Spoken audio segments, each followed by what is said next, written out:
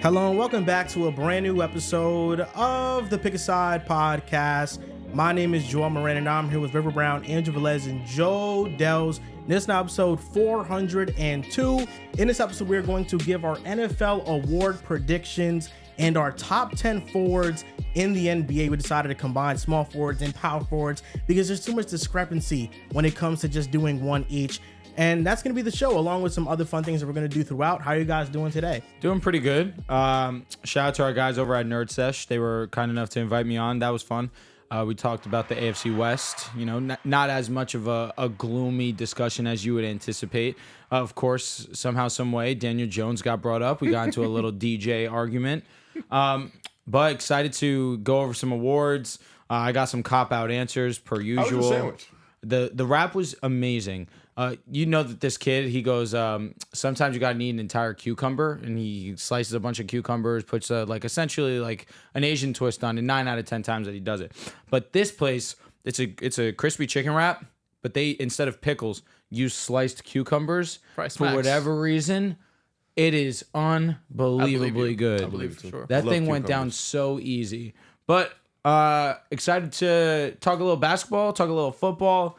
I love talking about both sports, so it's always great to do it. Carson or Logan Daniel Jones guys? They were neither Daniel Jones guys. Okay. Logan, I was wondering. Logan was particularly not a Daniel Jones guy. His ball knower. Yeah, he just asked. He asked the question: who would you rather have as a quarterback, Gardner Minshew? Or Daniel Jones? That's what we spoke about on the show. Gardner Minshew.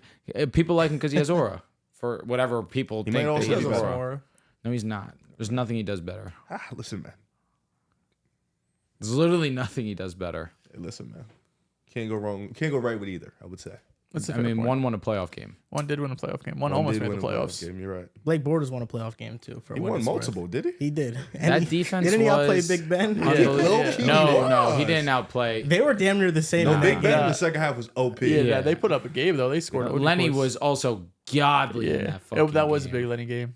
Allen Hurns. We were just talking about Allen Hurns, Allen Robinson, all them boys. Just 1 year wide receiver surprise breakouts. I think the most surprising one is Brandon Lloyd.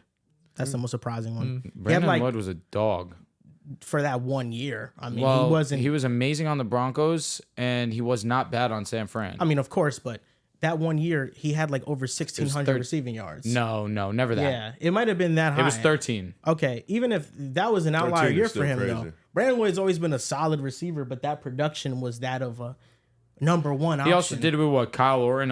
Let me make sure I'm not tweaked. He had 1448. That's pretty unbelievable.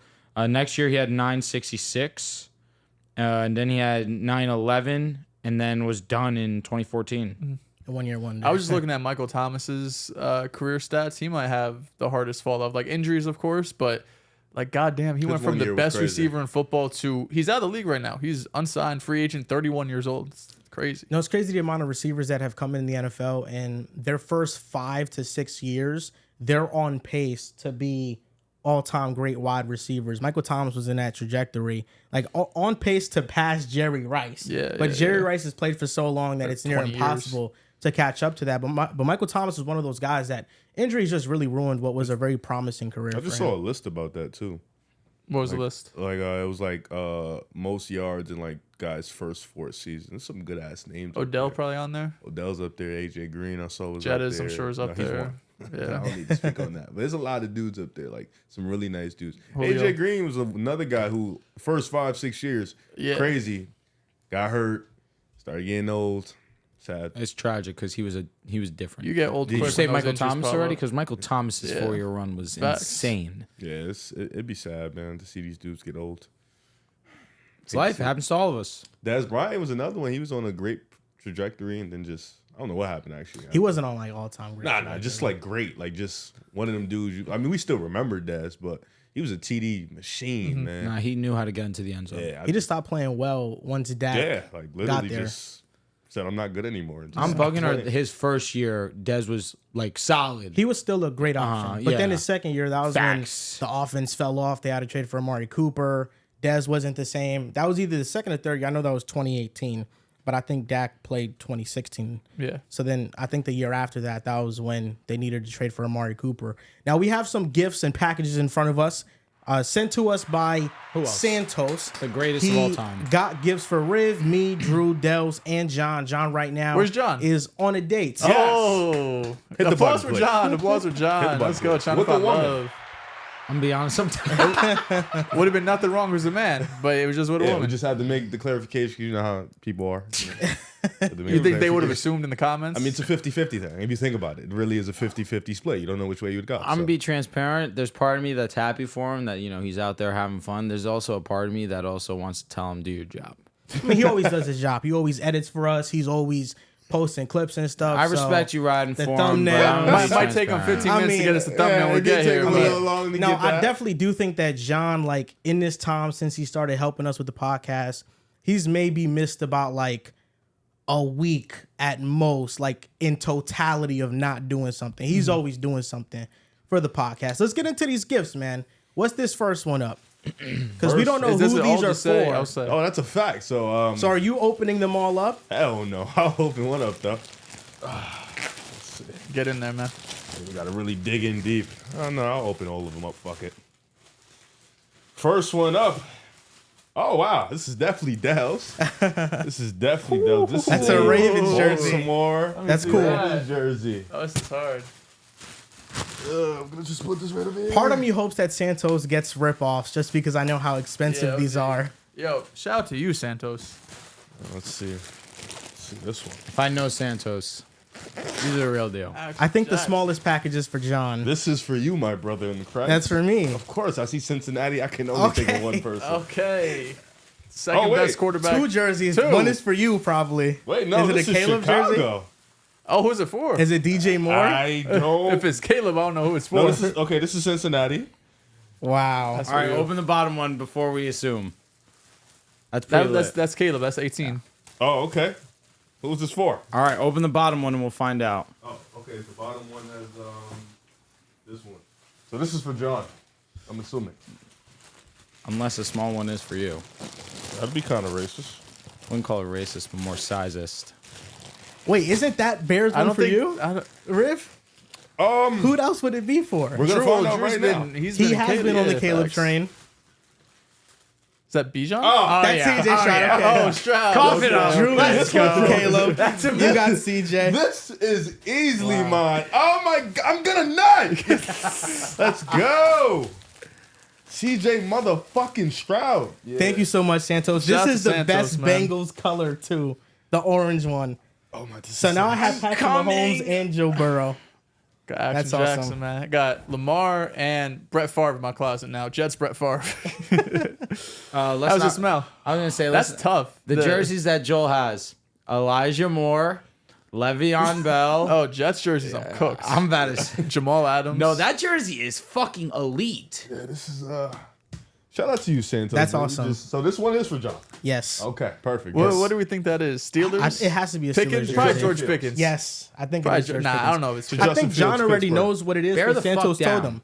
I think You it's have Pickens. Caleb. That's your guy. Last time I talked to John, I think he told me that it is a George Pickens jersey. He loves George Pickens. Yeah. He's a big That's fan why the of George package is so small. What? It's only one Jersey jersey, per and, package? and also John's size is like small, I'm assuming. As well. Extra small. Nah, John's probably I would medium. hope he's a medium. John's probably I'm medium. a medium. I'd I pray think John's a medium. John got You're a a little medium, girth on him now. but John is slimmer than you. Is it? I think he's more thin than you. Brother, you're pushing 190 at this point. John probably like 175. John I mean, got a we little saw it in bigger, the though. basketball video. He definitely he's thinner than Remember you. when you said 145? I wouldn't be surprised if he's a small. Nah, he said 165 is his actual weight. All right, Riff, can you Okay. throw that jersey on a chair right there? Oh no, I'm talking about in the bag. Oh, my in the fault. bag, yeah. Yeah. What if people zoomed in and they try to find the address? How to scan it? Shit, now you're giving them the idea. My new Apple Card just came in the mail. I don't know if you nice. guys have an Apple Card, but it's cool because it's a titanium card that they give you. And it's just the Apple symbol on it. Yeah, What made you? Is it a credit card? yeah. I already had it. Mine is pretty beat up though. And one day they just emailed me and they said, "We're sending you a new one, and this is brand new." And I was like, "Okay, cool." So What made you get it? Or like originally, I guess. Like it's- the I vibe, just, right. I just Drew. was, I was just attempting to Follow get a suit credit and line, purchase jersey. and at the time they were just handing it out to anybody. So I just applied for it. This was when it was brand new, when they had like a partnership with Goldman Sachs, and now they're not like partnered with They're them not. anymore. But yeah, I just applied, and then they gave me like a credit of like $2,500, and then I just got it, and it was that easy. my stuff. Yeah, The APR on that bitch is high though. it is. I feel the aura. Whatever. Yeah, no, that jersey is elite. That is tough. Is black too? The Black and red? Yeah, this is black. I feel him. Feeling's crazy. That jersey is sexy. I think that's a great jersey. It looks awesome. I'm glad we all got what we wanted. Yeah. Man. Facts. Shout out to I'm so Marsky. glad. I thought he was gonna pull a troll moment. He was trolling me. He said he was getting you a Deshaun jersey. Oh my God. Yeah, I'd have been fake sick. I'm not gonna lie. He almost sold you. Almost. It wouldn't have been that bad. Because Santos was asking me, what do you think? Because Riv said Anthony Richardson. I said, Richard. get him a Lamar jersey. Oh, for me, you're saying, yeah. oh yeah. I mean, I would have been happy. I thought you had a Lamar jersey. That's why I said AR. Honestly, No, I had a Ravens like beanie. I remember he got me a couple years ago. I'm kind of feeling bad now for Dehls. I mean, last year wasn't it the debut of when he got a Hurts jersey, and you see how that He's a Eagles curse. season shit. went. Chill. Jalen Brown broke the curse. We're good. JB You think did break so? the He curse. broke the curse. We are good. He was arguably the best player on the Celtics. So, but you have a Tatum jersey too. So one guy is like kind of still cursed. One guy is kind of Yeah, all NBA first team. Well, Brothers listen, curse. this makes me feel much worse about my Ravens winning the AFC North pick now. It does. Yeah. yo, I'm crying. Lamar's healthy. You know how that division goes, brother. Joe Burrow's healthy. You know how that division goes. I don't know if I do. No. You know, it's funny because it goes both ways, actually. When Have both Lamar's been healthy for a full season? No, I don't think so. No, they haven't. So when Lamar's been healthy, Burrow has been hurt. And when Yeah, Burrow's been healthy, that's Lamar's funny. been hurt. It's kind of crazy. So this year, if we get both of them healthy, it's going to give some clarity to the It's going to be the fucking Browns hope so. division. Oh, we're here. I'm glad you're First year locked they're both healthy and Deshaun wins it. So is CJ taking over Josh? Number one QB? in. You know, I was thinking about it. I don't know, man. I don't know. Still got to sit on that. Josh is your guy. Josh is my guy. There's just something. CJ's my There's guy. something about CJ that just hits a little bit closer to home. It some would definitely say. fits. Like I can just relate to him more. You know what Yeah, I'm saying? yeah, I yeah, can, for sure. You know, I can hit him. We hit home together. You know. You know, I got to say, one of my favorite moments with you and CJ Stroud was when we were doing our dynasty draft. And in the second round, accidentally, you drafted CJ Stroud. And being transparent, that's one of the best picks of the draft. Yeah, hindsight for sure. Yeah, because you guys shitted on me bad. For sure. Dehls laughed at me. He was like, "What the fuck are you doing?" We were playing basketball at LA Fitness. Yeah, I had no Wi-Fi at the time. He went Jetta's pick 1 and round 2, CJ Stroud. I mean, unbelievable. That was crazy. I don't remember what quarterbacks were there, but I just remember like He damn. took him over Dak, and he still ended up getting Dak regardless. Facts. He just had no idea that CJ was going to be that good as No, a I rookie. guessed. Like That's nobody fine. did. He was Shit. spectacular, honestly. It's pretty groundbreaking how good he actually was. I think I honestly picked him, and I was like, "This is just an aura pick. I'm going second round." We're Did you picking take CJ DJ Stroud. after him? DJ Moore? I Was he your definitely third-round think I pick? went DJ Moore 3. I did pick a lot of me guys. for It was sure. back to back. I don't know if DJ was going that high though. Something about picking your guys just makes it more fun. Definitely. I Picked think that Cam draft. Reddish in the NBA Dynasty League. He's Second dropped round? now. Nah, that was like fifth. Fifth is crazy I still. mean, Riv drafted well for somebody that didn't pay attention to the draft. That's a fact. Like His team 'cause would have been. you If he mentioned- set his lineup, his team Yeah. would have made the playoffs. Not only did he draft CJ and Dak Prescott, but he also drafted Jordan Love. But he traded him to me for nothing. DeAndre Swift was it? At Miles thought it was Sanders. Miles Sanders. Facts. Yeah, what is that? Yeah. And that's why I got Jordan Love Jesus now. Christ. All right, this guy's team is CJ Stroud, Devon Achane, DeAndre Swift, Justin Jefferson, DJ Moore, Njoku, Jalen Waddle, Calvin Ridley, Caleb Williams, Dak Prescott on the bench. Team's nasty. Damn. This team is Are you locked into OD. fantasy this year? No. You should, try. bro. You should lock in that team could win it all easily. I usually lock in the first 2 weeks and then I get lost in the sauce, man. But how much money do we? 25 each that league? Something small. I think but it is You still 25. quick 250 in your pocket. You know, like I'll try. I definitely try my hardest this year. I got to see y'all brothers, man. I just be so fucking locked in. It'd be hard. Fantasy football's fun. brother, gotta- you just set your line Yeah, for that's all you dynasty gotta too. do. You don't have to go on the waiver wire all the time. Like most of the time, I'm looking at the draft. You took Jetta's 1-1, CJ Waddle was 3-1, Calvin Ridley. You didn't get DJ Moore till the 7th round. Jordan cooked. Love in the 9th, HN in the 10th. No, you had a masterpiece. Wait, I picked Ridley in the 4th. You took Ridley. Fuck was I thinking? Yeah, 410 back. That was and dope. He forth. was supposed to have a great He year. was, right? Yeah. Damn. His first game started out good. He had 100 yards Yeah, versus yeah, the like Colts and a 110. touchdown. It always Yeah. hurts looking back at these old dynasty drafts because there's just so many terrible picks. I drafted a heater, so we're here. Picked up Trey McBride for the low, though. You did? I did. Like Frank took Justin Fields in the first round. I don't. You know what I mean? Like oh my God. I took Deshaun in the second round. I went Jalen, I went Brees, and then JT. Those People are my were first three very picks. high on Justin Fields. I mean, there And was like Smitty, I had an legitimately amazing draft. MVP hype for him. You coming know what's into last funny? year. Now that I'm thinking about it, if Frank did not take Fields in the first, You were snatching him. he easy? was going in the second. He round. went Fields and Bijan, if I'm not mistaken. did, yep. Why is my memory like this? Took Especially Saquon with Diggs the to, rushing value that he He has. did. Like He had like 1,200. he got last year? overrated quick. Jesus But there's always a few players like Brandon Ayuk went the back of the 7th. Jerry Jeudy went above him. Terry McLaurin. Like you just look at all these names and it's like, damn, Jahan Dotson going above. Let's see Not here. a lot of I balls. was gonna say I drafted Jahan over who? Jahan is actually not that bad. He went to 9-5. So who was there? That was around the round I was always drafting Jahan. Truthfully, Like Adele Kincaid drafted went around Quentin later. Johnson. Achan went Yeah. later, but I mean Quentin Johnson sucks. Laporta, but he always went late. You know, Yeah, I there was some other actually receivers. looking at it. I was looking at the 49ers roster before Jim Harbaugh got there. And Michael Crabtree had back-to-back seasons where Sorry, ass he receiver. was pretty unproductive. Like his numbers look good, but there was one year, I think in 2008 or 2009, he was targeted 110 times and had 700 yards on 110 targets, Wow. 55 receptions. So he was pretty unproductive. He was always like a wide And then receiver when three. Harbaugh got there, he was pretty productive. But you know they had Vernon Davis, who was already Pro Bowler when he got He there. was that So. dude. Shout out to Vernon Davis, man. So I definitely think like maybe there's some hope for Quentin Johnson to carve out a niche role with the Chargers. Still, Now was you're in. Crabtree's not rookie in on year him, but I anything think near there's hope as bad for as it. Quentin's was, bro? Quentin's was No. all time bad. I don't know. Quentin Johnson's was terrible. I think Quentin Johnson is going to be a Crabtree bad went receiver. to Texas Tech. I think he went to Texas because I think he played with Vince Young, Fuck, you might be right. See how fast and that's why he was drafted so high. He went He Texas was- Tech. Texas Tech. Go. Okay. Because I'm thinking of the other receiver, Justin Blackman, who I believe went to Oklahoma State. I remember it being a Yeah, he only played 1 year. and he went like 6th overall. Yeah, went and he top had 10. 900 yards in his first year. He just couldn't stay on the field because of like off the field issues. shit. That's it. Yeah, but in college he He was a dog. had Oh, yeah. back-to-back years, 100+ receptions, 1,500+ yards, 18+ touchdowns. He got compared He was to Des amazing. Bryant. He was He was amazing. nuts. Yeah. He was like 6'3" too. Like, he was big. I have a blindly ranking. You guys. Let's do What it. we got? It's So this is You guys aren't gonna throw your jerseys on for a vibe? I could throw mine on. It just don't really match. No, I don't like throwing jerseys on. I don't like how they fit on me. Okay. I don't like them. Then I don't want to be the only one. You know what I mean? makes sense. 2-2. Only one that what? Doesn't wear a jersey. He said he's not. I know. That's what I'm saying. I don't want it. Yeah, yeah, Real. yeah. If I had something that matched better, for sure. Yeah, throw for that sure, on. for sure. These are blindly ranking these running backs at their best. Okay. So think of them All-time running backs, we get plus 2,000 plus. post Okay. 2000 Ah. at their best. First name up. Todd Gurley. 1. Ooh, calm down. We could get Adrian Post Peterson. 2000s? 1. Just, Nah. LaDainian Tomlinson? There's so many names. I can't throw Adrian them at Peterson? 1. Chris Le'Veon Bell. Johnson? best. 1. Todd Gurley at his best was, I mean, yeah, shit. The peak was small, but the peak was elite. Our Bo Jackson. Number 1. Okay.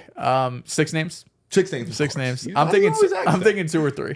I'm thinking 3. I Okay. like No, Three. 3 is too low. 1. There's so 2, many running backs. minimum. What if we get Le'Veon Bell?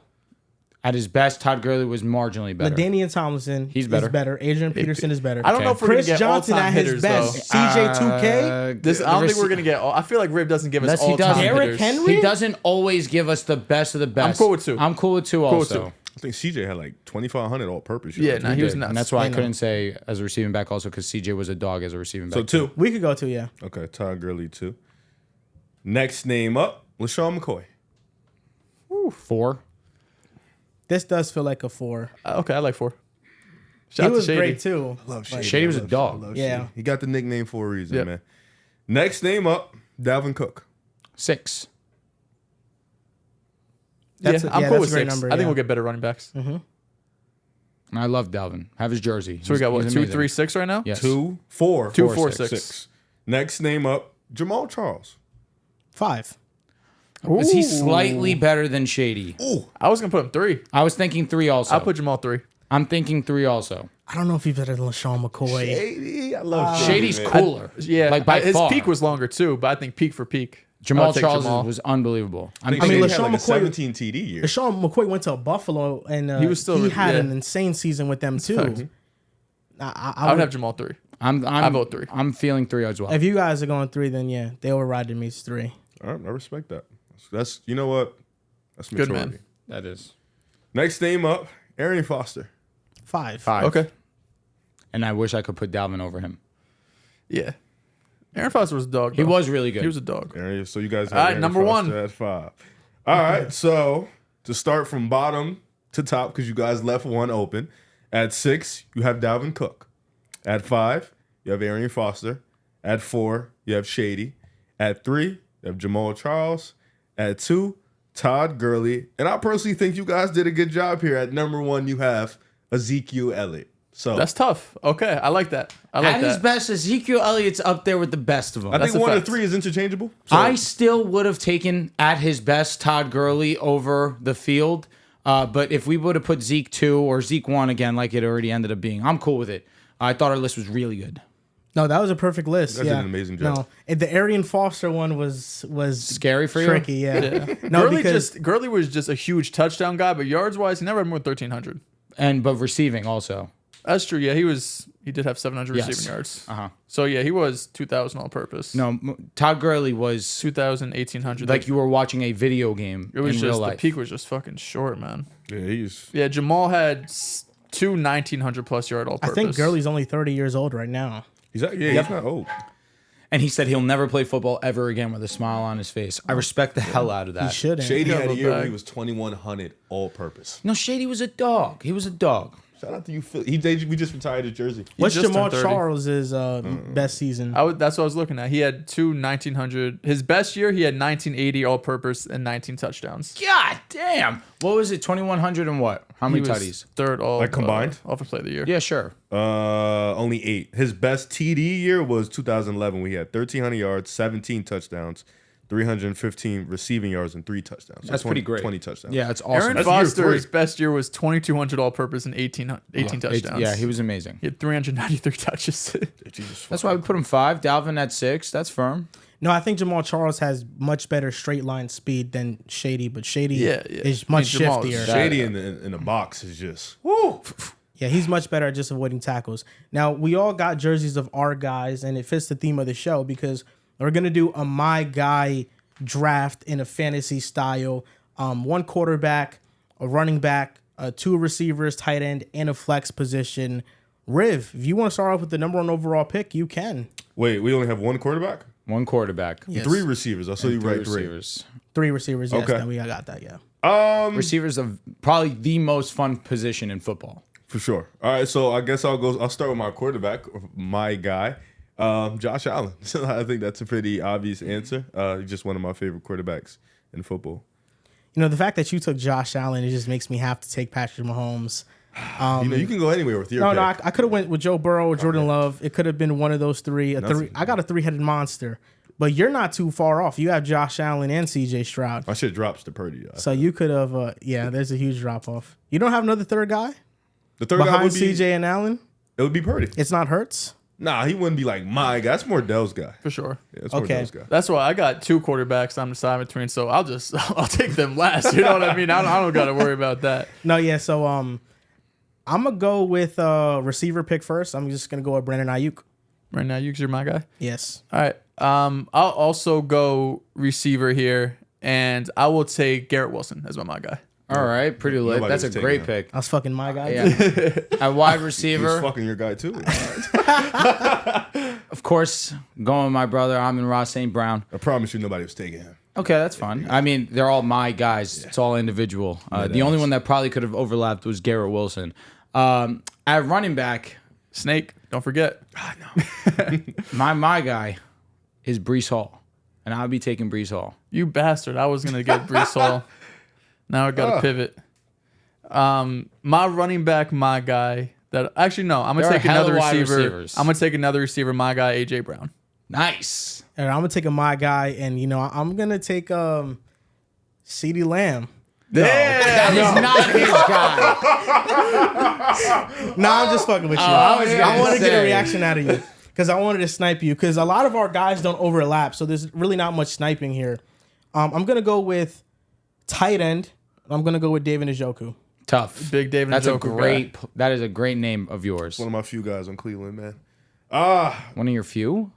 Yeah. You fuck with like half the team. Nah.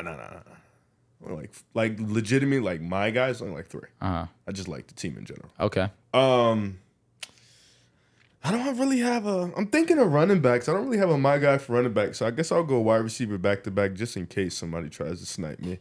Jettas and CeeDee Lamb, easily. Those are 2 of my guys. The thing is, I want to take Jettas, but I knew that's his my guy. You know what I mean? Riv's gonna draft the best team by far because he just likes the best players. Wait a minute. CeeDee, you've been here. CeeDee, you've been here. Jettas. Well, Jettas is Jettas. Yeah, I didn't know he was gonna be. You know what? That's fair because when my guy comes back around, I'm gonna make the same exact argument. Cook. Okay, with the next pick in the my guy draft, I'm going with a receiver to complement Brandon Ayuk. I'm going with Scary Terry McLaurin. That is also your guy. Fucking drop off. Nah. Yeah, that guy. That would be the best second option in the league. I have CeeDee Lamb. And who's your other receiver? I'll get some. Don't worry. Okay. Does he have Jettas and CD? Yeah. I mean, bro, that's fucking insane. Yeah. That is pretty nice. I'm looking to see who I want as another one of my guys because I already know who I want at 2 positions, but here I'll go running back. My guy, when he's 100%, he was my favorite running back, Jonathan Taylor. That's tough. I respect that. All right, at wide receiver, my guy, Jamar Chase, at the tight end position. I'm torn. It's either Sam Laporta or Trigger Trey. And honestly, I'm going to go with the guy who I was more firm on early on in my process, Sam Laporta. Okay. You know, Jamar Chase was more coming out of college, more highly touted. No, I know, but Yeah, that was shit, my he guy was- because of arguments and debates had prior to him stepping on the football field.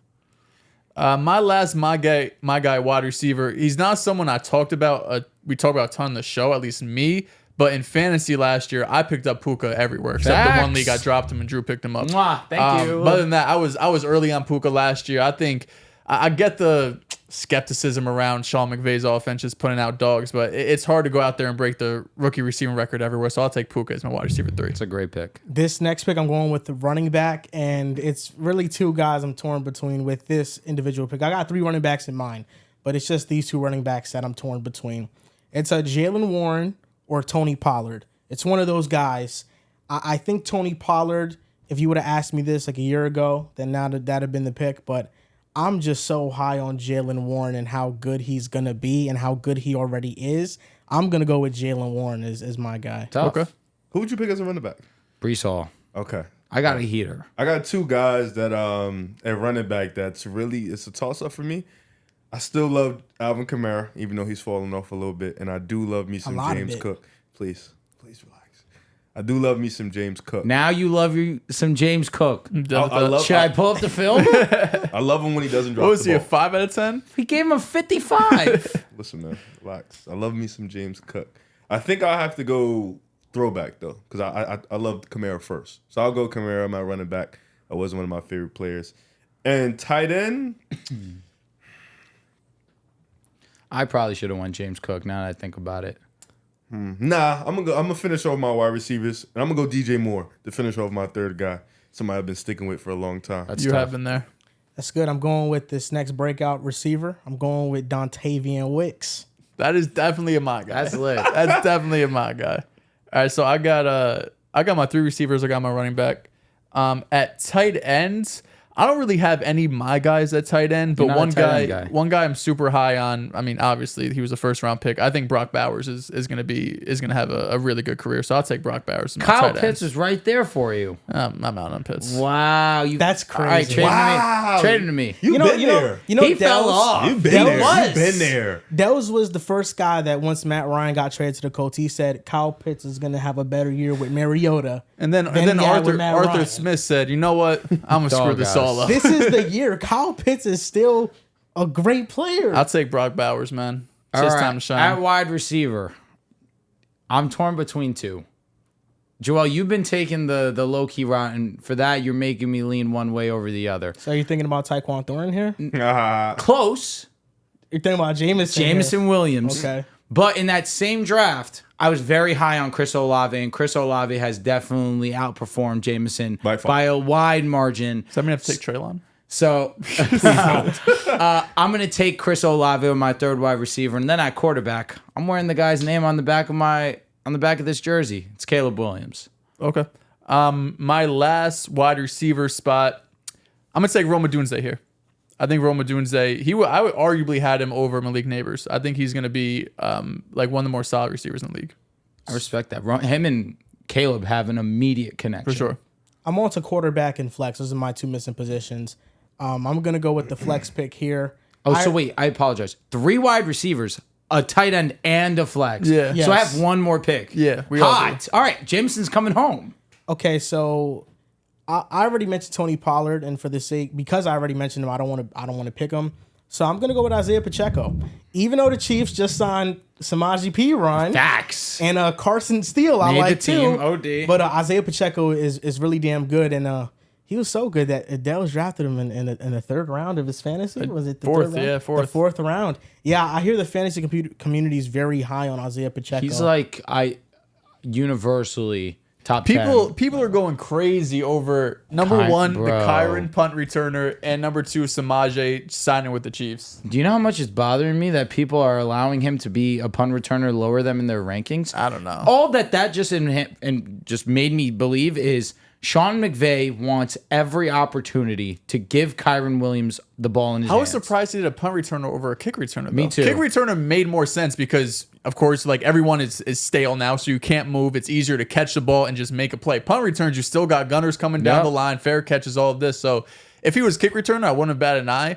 Punt returner, I'm really not that worried, man. So you think that the collisions in a punt return are they're much harder than on a kick return? I don't think so I personally. just think kick returns, now that the rules are different, there's going to be more kick returns. Like I think punts, like fair catch percentage wise, probably going to be the same. I think we're going to see a lot more kick returns. So we want to see your best playmakers be out there in the kick returns. So you know? Sean McVay said kick return, not punt return. he said punt return. Punt return. Okay. Yeah.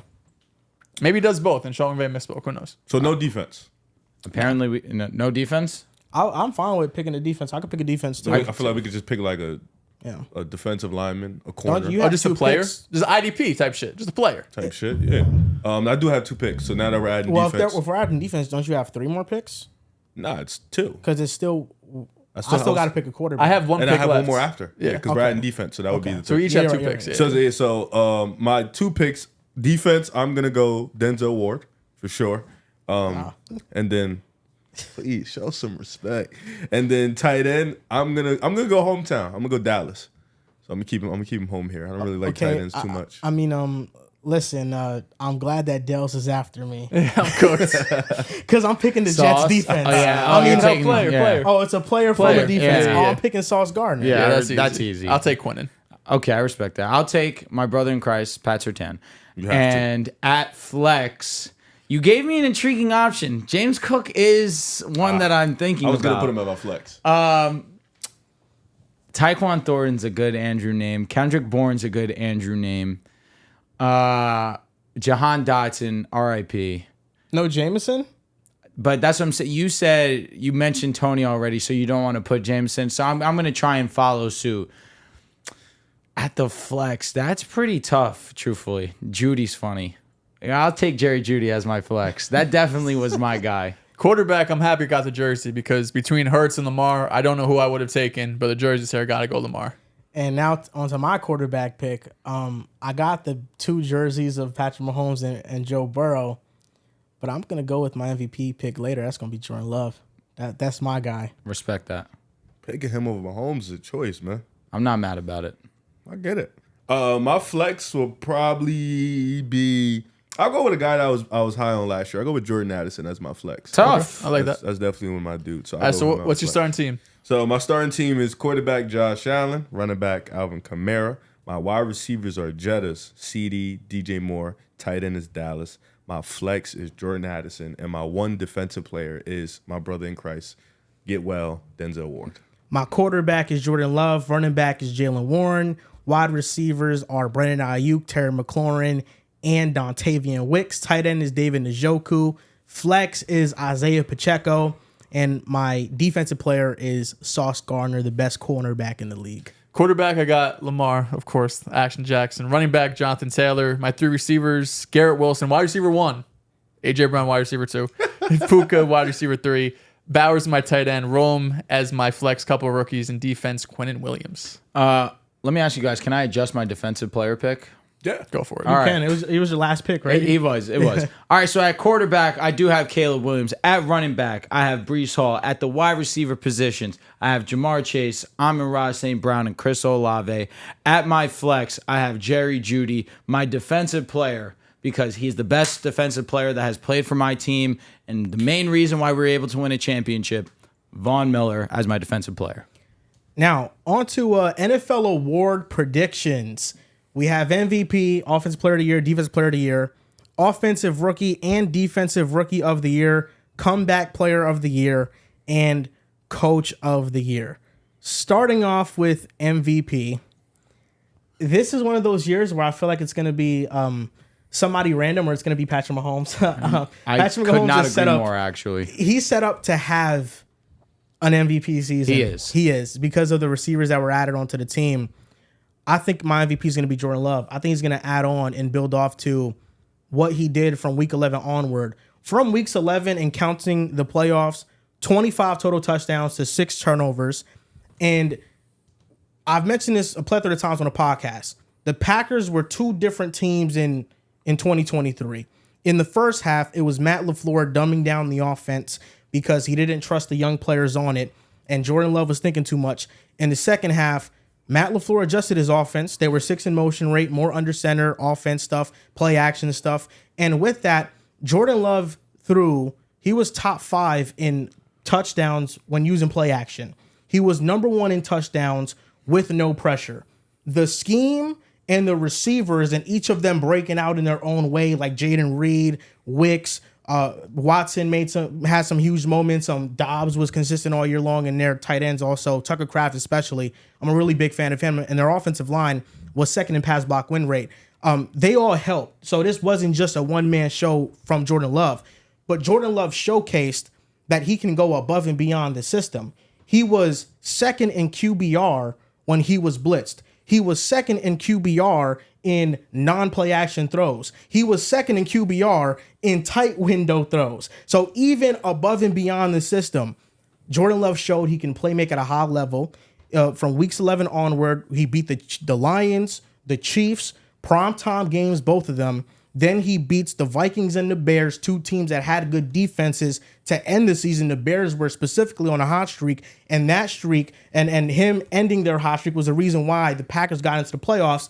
He just had the most efficient playoff game for a quarterback in NFL history with the demolition of the Packers. And the 49ers game, you go into San Francisco as a 7-point underdog, and you are leading in the 4th quarter. There's no question that mistakes he made in the game contributed to the loss, but Anders Carlson missing a field goal definitely contributed to it.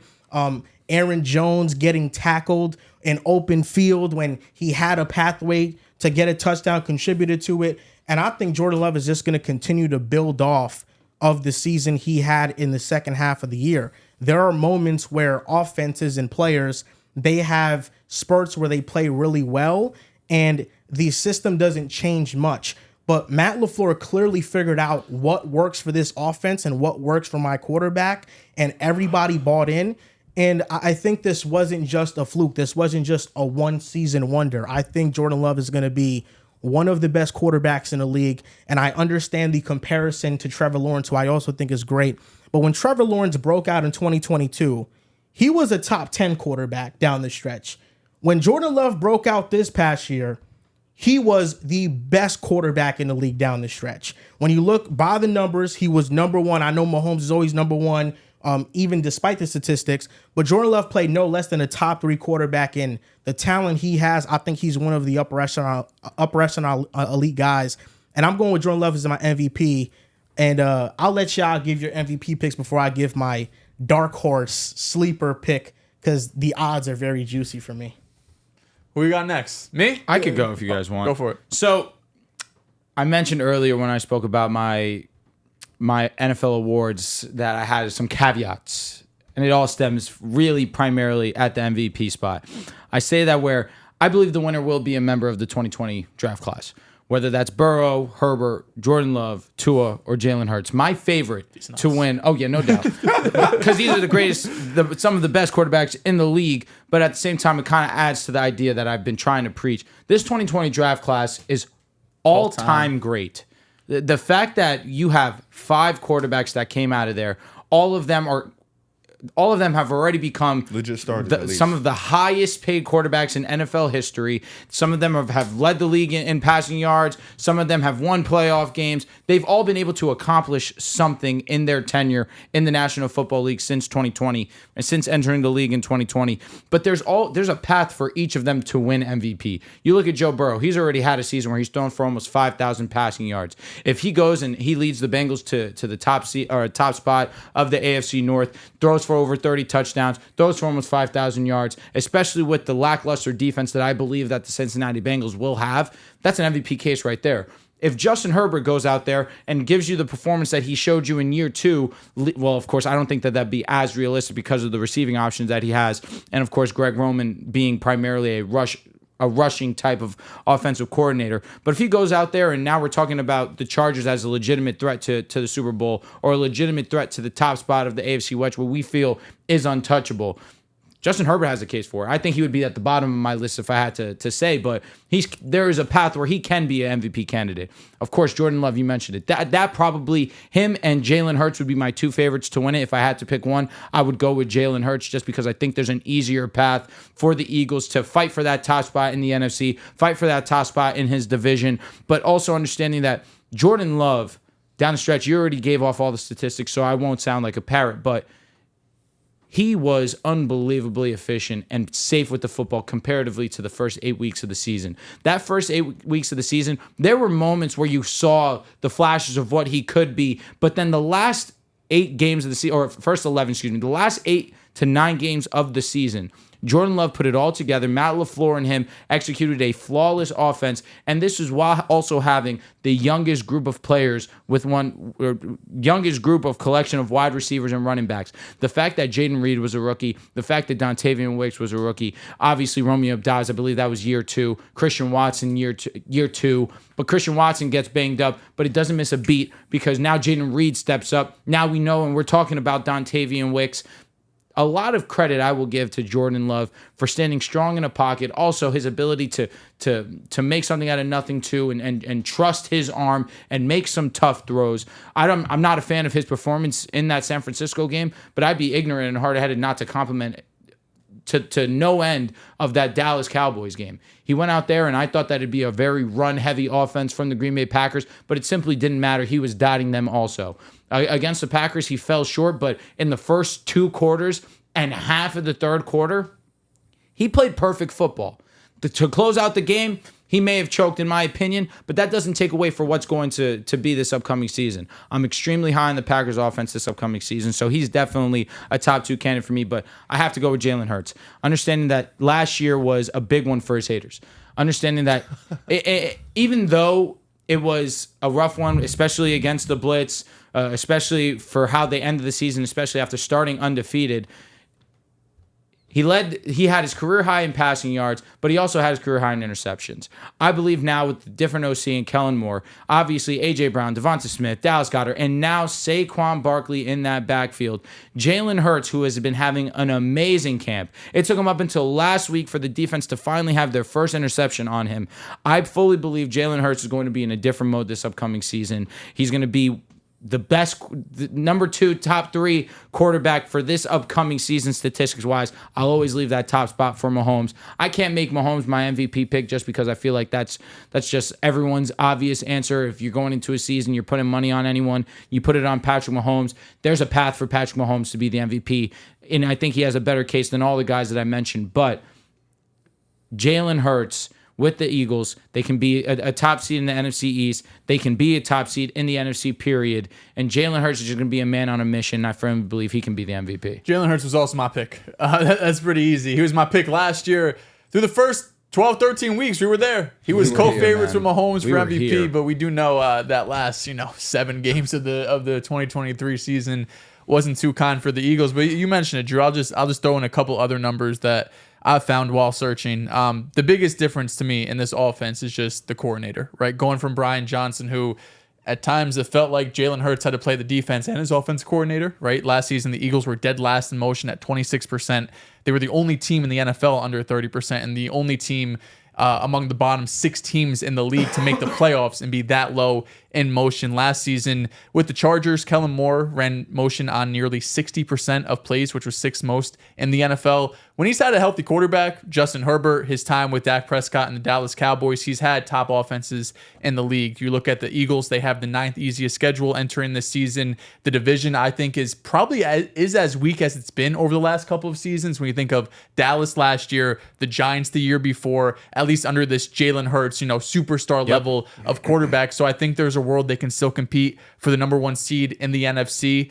I think they're real contenders, of course, too. And when you look through those first, 13 games of last year, it's 4,000 total yards. It's 33 total touchdowns. The turnovers was a problem, right? I think he was at 20 turnovers if you count fumbles and interceptions. So that has to get brought back down. But I think this is going to be a more complex and mature passing game than what we saw from last season. I think Jalen Hurts has year in and year out improved his game. So I think with Kellen Moore there, with the continuity outside of Jason Kelce, of course, with the rest of the guys and A.J. Brown, the offensive line, Smitty, of course, bringing in Saquon Barkley is not going to hurt at all. This is the year for Jalen Hurts, I think, to get that MVP award.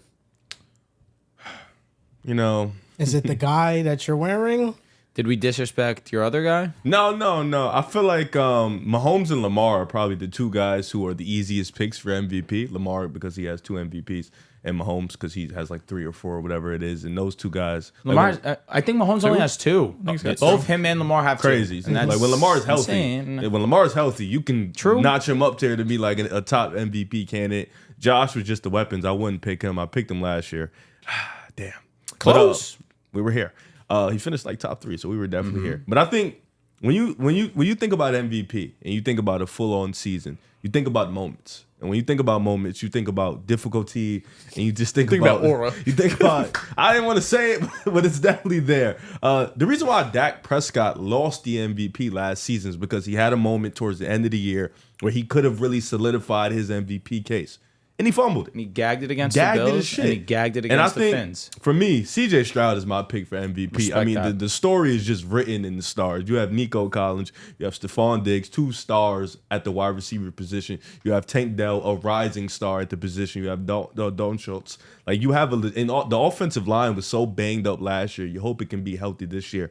I know people last year jumped on the Jaguars train, and unfortunately they fell off a cliff towards the middle of the year. I think with the Texans, it's just a completely different story because they've upgraded from their last year's roster. CJ Stroud was a rookie. He's going to come in. He's going to continue to be better. And on top of that, they're going to have the moments. I mean, last year, CJ as a rookie, what you think of that game against Tampa, that game against Cincinnati? Like, he has those moments. It's not the biggest, but this year there's going to be so many games riddled with moments. They have one of the toughest schedules in the league. He's going to have an opportunity with this offensive cast to really go out there and pull on the show. And one thing you know about CJ, he slings that ball. And like he said before, whoever's open is going to get that rock. And when you have Diggs, Nico Collins, Tank Dell out there, brother, somebody's going to get open. You're not going to be able to guard all 3. And I just think with that division, we don't know what AR is going to be with the Colts. The Jaguars, I think they're a good team, but they still have some work on the offensive line. I think Houston has the storyline, and they also have the path to win the division and possibly be the number 1 seed in the AFC. So for me, my MVP is going to be CJ Stroud. Honestly, I love the pick. There's very few quarterbacks this young into their careers that process a field the way that CJ Stroud does, the way that he sits in that pocket and trusts the development of a play. And you mentioned it. You have Nico, you have Stephon, you have Tank Dell. With the poise and the presence that CJ has in a pocket, there's a world all 3 of them have over 1,000 yards.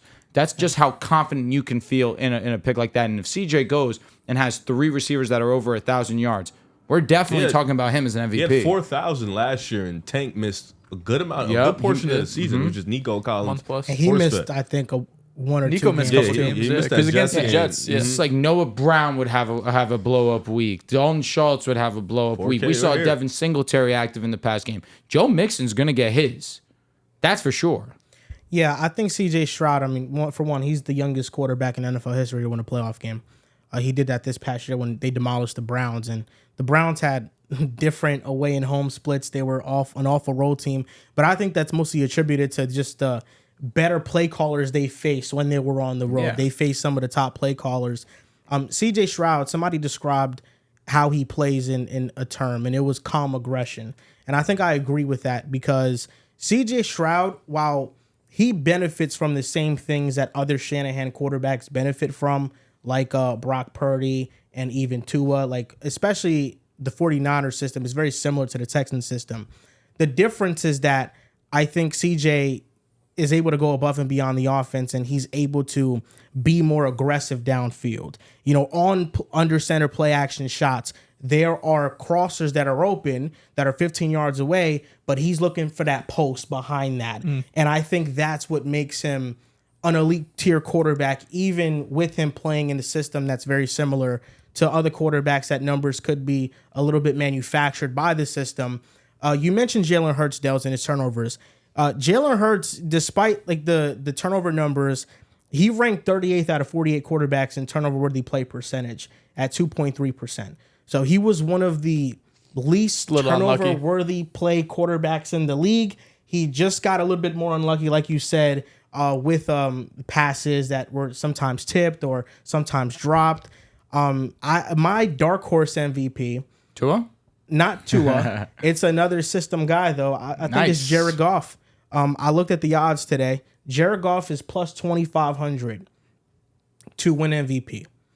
The Lions right now, at least from everybody that I'm seeing make the record predictions, are first in the NFC North. Yep. Are first in the NFC, are being predicted to go to the Super Bowl. And, I mean, they were leading by 3 scores on the 49ers. And if they didn't choke, they would have gone there. And the Lions did nothing but get better this offseason. For sure. On the defensive line, on the back end. So if the Lions are the best team in the NFL, which can happen, and Jared Goff is leading another elite offense, this feels like a year that he could win MVP. He's coming off back-to-back years, 4,500 plus yards, 30 plus touchdowns. I mean, you said it. If you combine that and you could up that a little bit, if he has an MVP conversation, he could get to 5,000 yards, right? He's coming off back-to-back 4,500. Plus, you're the best team. One thing I'll say about CJ Stroud, how you do it really matters. Like, we're laughing kind of with the aura and everything like that, but when you look at the best players in the league, LeBron in the NBA, Mahomes in the NFL, they should really win it every single year. But almost every year when they don't win it, every once in a while, right, there's another player who comes up who just dazzles, right, and just shocks you, whether it's Westbrook triple doubles, whether it's Harden averaging 36 points per game, whether it's Lamar Jackson 2019 bursting onto the scene, 36 touchdowns. How you do it matters. So, of course, we know CJ Stroud last year was even faking the MVP conversation. I remember having DJ up on here discussing that. But if he's able to come out again this year, and he, which I think is very possible, number 1 seed in the AFC, 5,000 passing yards, all of that is within the cards, and he has that swagger to him with those receivers. It's going to be one of not only the most prolific offenses, but from a name value perspective, I don't know if there's another team in the NFL who has as much name value as the Houston Texans. And they're being in Houston, of course, it's been a while since they've been on top of the map with Deshaun, but they kind of have that swagger to them that propels CJ over some guys who are going to have similar numbers. Guys with name value. The Miami Dolphins. That's kind of where I go to. And I think about... CJ just got more name value than Tua. He's just better. I thought you meant team-wise. Yeah, well, I was saying just offense as a whole. Oh, yeah. I still feel pretty confident that, CJ's definitely got a little bit more pop than Tua for sure, because he flashed this great in year 1. And obviously, people would favor CJ Stroud over Tua right now, and I don't disagree with that at all. But you want to talk about name value in an offense. You have Tyreek Hill, arguably the best receiver in football. Jalen Waddle was the... Waddle's starting to scare me, man. He hasn't practiced in 3 weeks. Yeah. He's still he was on practice day in a red non-contact jersey with a sleeve on his calf. We know all the injury stuff he had last year. OBJ is on the pup too. I'll say this: if Miami finds a way to walk in 8-2, 8-3, 8 whatever it is before that 6-game stretch, that's what they'll be. Yeah, Tua's having a great season, and they walk out of that bitch 4-2. Yes, he's you the are MVP. going to seriously think about Tua being the MVP. If he plays great, stealing my flow. No, if he plays great in those 6, well, at least in the 4 wins, fuck the 2 losses. If he plays great in those 4 wins in those 6 games, you definitely gonna have to think about, damn, we might really have to give Tua the MVP. All right, yes. And if he wins the division, especially this year, which Buffalo's still really good, the Jets are the favorites right now. Favorites, they're one of the best teams in the league. I hate it. Don't get me wrong, I fucking hate it, but Tua might have to win MVP. Yeah, okay. This is exactly what I was going to say. The idea is the schedule is super easy early on. Every single year, the gauntlet happens. But I could sound corny when I say this. Tua feels like it seems as if Tua's in a different headspace. He's due. I wouldn't call. Probably is due. Has to be probably is due. Can you be due for an MVP? You gotta be due for due for a good December. Yeah, he's due for a has to good be December. Just the interviews, just the way that he's been carrying himself. The haircut. The haircut, he kind of showed that a little bit last year when he had the dreads. True. It's just he seems a lot more free-flowing, a lot more carefree, and I feel like that will carry over to the football field. And talent-wise, obviously we saw when it comes to statistics, he can be at the top of every single regular stat, advanced stat, but what lost him the MVP last year was blowing it against the Ravens, was blowing it down the stretch in that month of December, losing to the Titans, losing to the Bills.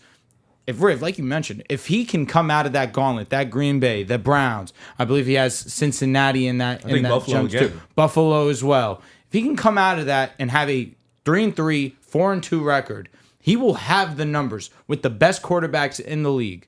Tua can be in the MVP conversation. He can win MVP, but it's all dependent on that 6-game stretch down the end of the year. You know, this happens every year with Tua. So unfortunately, I don't really buy into it. I actually think that the quarterback that lost MVP last year was Brock Purdy.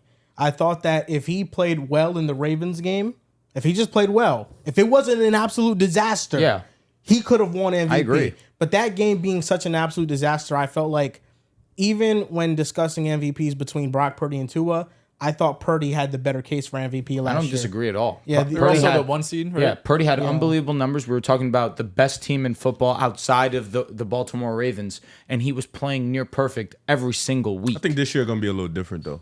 Just because just in general, like how the Jets are just much better than what they were last year. Buffalo still has Josh Allen. Like if he walks in, wins the division, Facts. and he's like a number one, like he's like a top 2-3 seed in the AFC.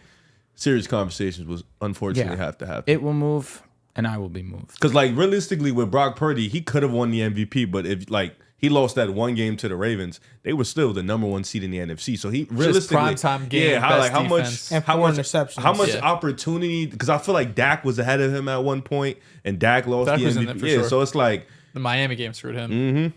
Yeah, that Bills game screwed him. If we're being honest, they were horrible. That There's just nothing that the Dolphins did this offseason that makes me believe that the Bills won't beat them 2 times in a row this upcoming year. I mean, I just don't know if the Bills they play early though, right? They play early, but interesting fact about that game is at night.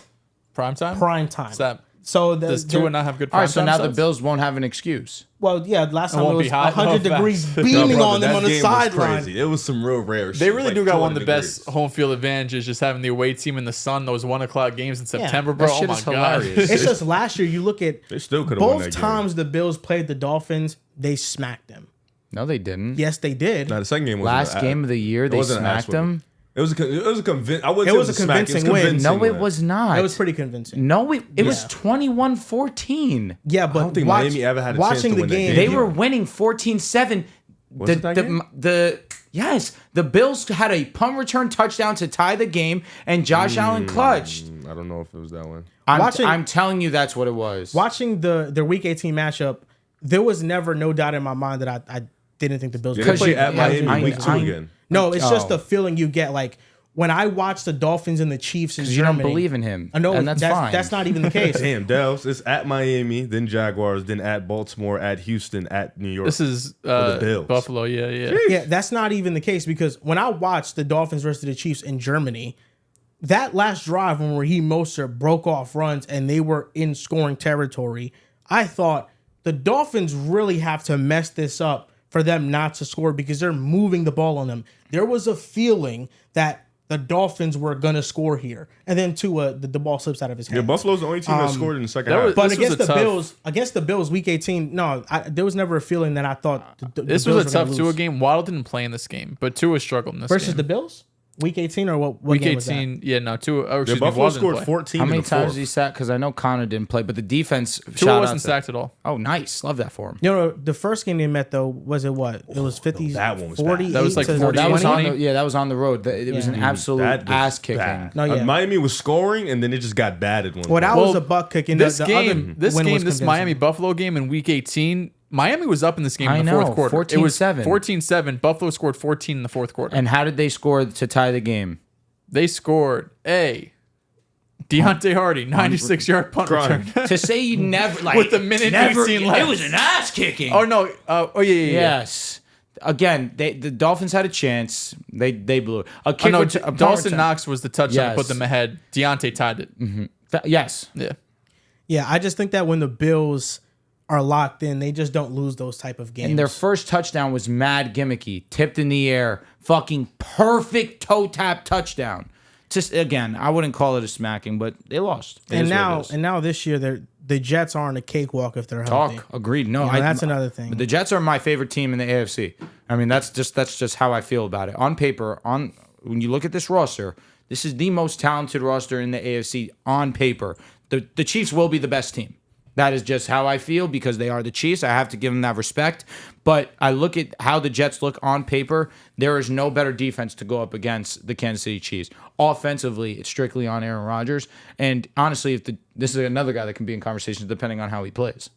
Speaking of New York Jets, let's move on to Offensive Player of the Year. Because my pick for Offensive Player of the Year, for the first time in their franchise history, the New York Jets will win it. Who the player is, TBD. Breece Hall, Garrett Wilson, tying on my heartstrings now. I'm leaning Breece. But that's funny because I was leaning Garrett Wilson. The reason why I was leaning Garrett Wilson is because how much Aaron Rodgers hyper fixates on his number one target. True. Of course, said Devontae Adams, said Jordy. He said all these dudes who deserve it. But in my opinion, I think all of our opinions, Garrett Wilson deserves that too. He is that talented to earn 170, 180 plus target type seasons.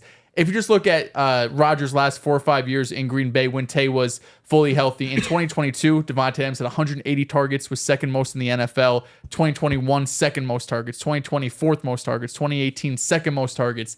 The same thing rings true with Jordy Nelson in those early 2010 to mid 2010 eras. And if Garrett Wilson, who has been a target hog throughout his first couple years in the NFL, since he's joined the NFL, I believe he's top 5 in targets. But of course, the targets have been coming from Zach Wilson and Mike White and all of these guys who are back up to like out of the league level quarterbacks.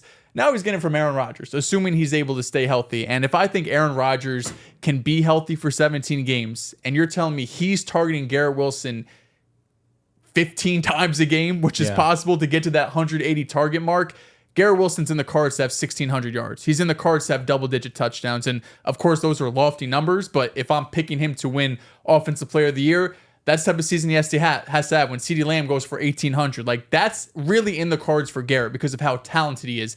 My only second of hesitation outside of Aaron Rodgers, because, of course, everyone has to stay healthy, whether we're picking CeeDee with Dak or Jettas or whoever, it's just the Jets' defense is going to be so good that I don't know if Rodgers is going to have to pass it that much, right? I think more often than not, he's going to be under 30 pass attempts because this defense is going to keep teams within, 20 or less points. So if you're not constantly having to throw the ball, constantly having to make up points on the scoreboard in the second half, and you can run through Breece Hall, that's the only thing that scares me is just because the Jets, I think, could be too good for Garrett to get that type of looks. But I think he has the talent. He has the quarterback. He doesn't have any other competition on this team outside of Breece Hall. I'm not really high on Mike Williams or Lazard or Mekhi Corley, any of those dudes. So I think Garrett Wilson has the real chance to do it. It's just, can the Jets defense give up a little bit here and there so we could get Garrett those looks to put up those numbers? I think that 2 Jets are in the top 10 in odds for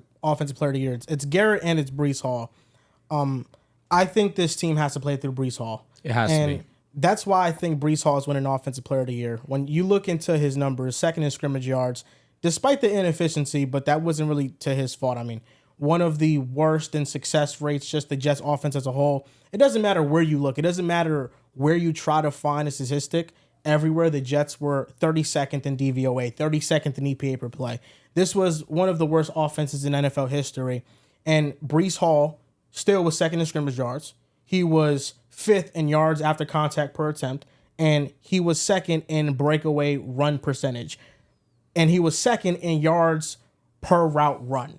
It doesn't matter what Breece Hall did. He was one of the most uber efficient players in the NFL, and our run block win rate last year was 23rd, but Tyron Smith last year was 4th in pass block win rate. Morgan Moses graded out as the 12th best run blocking offensive tackle. So if we just get some more juice from our run blocking, I think it's going to open up the field for Breece Hall. And now instead of forcing defenders to miss in the backfield, he's now creating explosive plays at the second level. And I do think that for this offense to be at its best, Breece Hall has to be the best player on this offense. And I think he can have 1,800 scrimmage yards this upcoming season, and he could be the most explosive offensive player this year. And also, sorry to cut you off, King, but Aaron Rodgers has played with a player similar to the skill set of a Breece Hall already in Aaron Jones. Mm-hmm. Aaron Jones was an elite rusher, but also happened to be an elite pass catcher out of the backfield also. Breece Hall led all running backs in targets and in receptions. He obviously has the capability to be an elite receiving option for Aaron Rodgers, and especially like you mentioned, you can't rely on Mike Williams at this point. Allen Lazard and Aaron Rodgers have rapport, but Allen Lazard isn't someone that I would rather have the ball in their hands over a Breece Hall. To me, that's why I would lean Breece Hall as Offensive Player of the Year if I had to choose someone. Of the New York Jets, for sure, Breece Hall is one of my favorite breakout players this season. That being said, my Offensive Player of the Year is between two players, and I'll let Riv talk about the other if he wants to, but it's between Jamar Chase and CeeDee Lamb. Now, this whole contract dispute... you have come so far. Yeah, you say I hate on him. I haven't hated on him in 3 years. Like 2. Jamar Chase was primed for the best season of his career. I firmly 100% believe that he could have been... or he could have had an all-time great season. We haven't seen Jamar Chase play a full season since his rookie year, and that rookie season was historic where he had 13 touchdowns. He had over 1,400 yards, the rookie record up until this past season with Puka Nacua. But also, there's also drive and desire that the Bengals have this upcoming season, motivation. Finished in last place because of Joe Burrow getting injured, but just before he got injured, they were starting to figure it out, but they looked the sloppiest that we've seen the Cincinnati Bengals in the Joe Burrow, Jamar Chase era. They have motivation to be great this upcoming season. Joe Burrow's coming in with a different mindset, coming in with a different attitude. We understand what Joe Burrow can do when he is healthy. But Jamar Chase, I've always felt, is a top 2, top 3 talent at the wide receiver position. His route running ability is up there with the best of them. His ability to go and make big plays. He's probably, in my opinion, the best deep threat in football, especially on a consistent basis. He can go right over the top of defenders. His hands are one of the best in the league as well. He can simply do everything you want in a wide receiver, and he has Joe Burrow as his quarterback. But with the contract dispute, the fact that he's only practiced one time this offseason, I don't know how great I feel about that pick anymore, which is why I go to a CeeDee Lamb. And ironically enough, he was in a similar contract dispute, except he got his money. And now he is now at camp, and now he's finally practicing with the boys. 1,700 last season. The only true dominant wide receiver for the Dallas Cowboys. And Dak Prescott, you want to talk about hyper fixated on a one wide receiver. That was Dak Prescott with CeeDee Lamb last year, because it was either CeeDee Lamb, Jake Ferguson, who's a respectable tight end, or Brandon Cooks, who really was a touchdown guy for them. But really, there was nobody winning on a consistent basis as much as CeeDee Lamb. And Dak Prescott has no problem giving CeeDee Lamb the ball any which way how he can get it to him. If CeeDee Lamb can go and put up a similar 1,700, 1,800 yard season again with double-digit touchdowns. Tyreek Hill was the Offensive Player of the Year, and he signed and sealed that by week 11 when he was on pace for 2,000 yards. But now when you have CeeDee's name in mind coming into this upcoming season, he has a little bit of push behind him. He can genuinely be Offensive Player of the Year. But there are so many great candidates for this award. I really love Breece. I really love Jamar. But CeeDee genuinely has another path of having that type of season that he had last year. Before you go, Riv, quick game with Breece Hall. Who do you think had more carries in the 5-yard line? Breece Hall or Kenny Pickett? Kenny Pickett. Get the fuck out of here. Breece Hall or Sam Howell? Sam Howell. Breece Hall or Josh Dobbs? Josh Dobbs. Breece Hall or Andrew Beck? Andrew Beck. Breece Hall. Breece Hall or Jake Browning? Jake Browning had 4 times the amount of carries inside the 5. Brees Hall had 1 carry within the 5-yard line. Yeah, that's. How many times did they just get into the Never. within 5-yard line? It probably wasn't. I heard some stat. I forgot where I heard it. I don't know if it's since Brees has entered the league or maybe it was just last season, but the Jets average like touchdown distance, right? So like if you're on the 1-yard line, 1 yard touchdown, it's like 25 yards. Yeah. Like they just don't get into the red zone. They don't get into the 5. I mean, they've been the lowest scoring team over the last probably fucking decade. But this is what I'm so excited for with the tackle play that we have now, because now we can pull our tackles into space. And I felt like the one play that I remember Brees Hall the most for is, ironically, the sweep that he took to the house against the Broncos when he got injured that same game. And it's that's like an example yards. Of getting him on the outside and running zone runs to those tackles, and they pull out and they're the ones that are creating lanes upfield. And I feel like Brees Hall is best in that role. And to your Jamar Chase point, I think Zach Taylor finally figured out the balance of utilizing him similar to how other elite receivers around the league are utilized to get them involved. Like A.J. Brown playing in the slot, Tyreek Hill playing off the ball, CeeDee Lamb playing in the slot. Jamar Chase played in the slot much more, especially when Jake Browning was in the game, and they ran like an under center offense. And Jamar Chase, I think this year, knowing that, it's big for his outlook statistically, because he's just going to get more favorable matchups now. Mm-hmm. Yeah, CeeDee Lamb was a great choice. 1,700. Was your pick? Do you remember who your pick was last year? Was it CeeDee?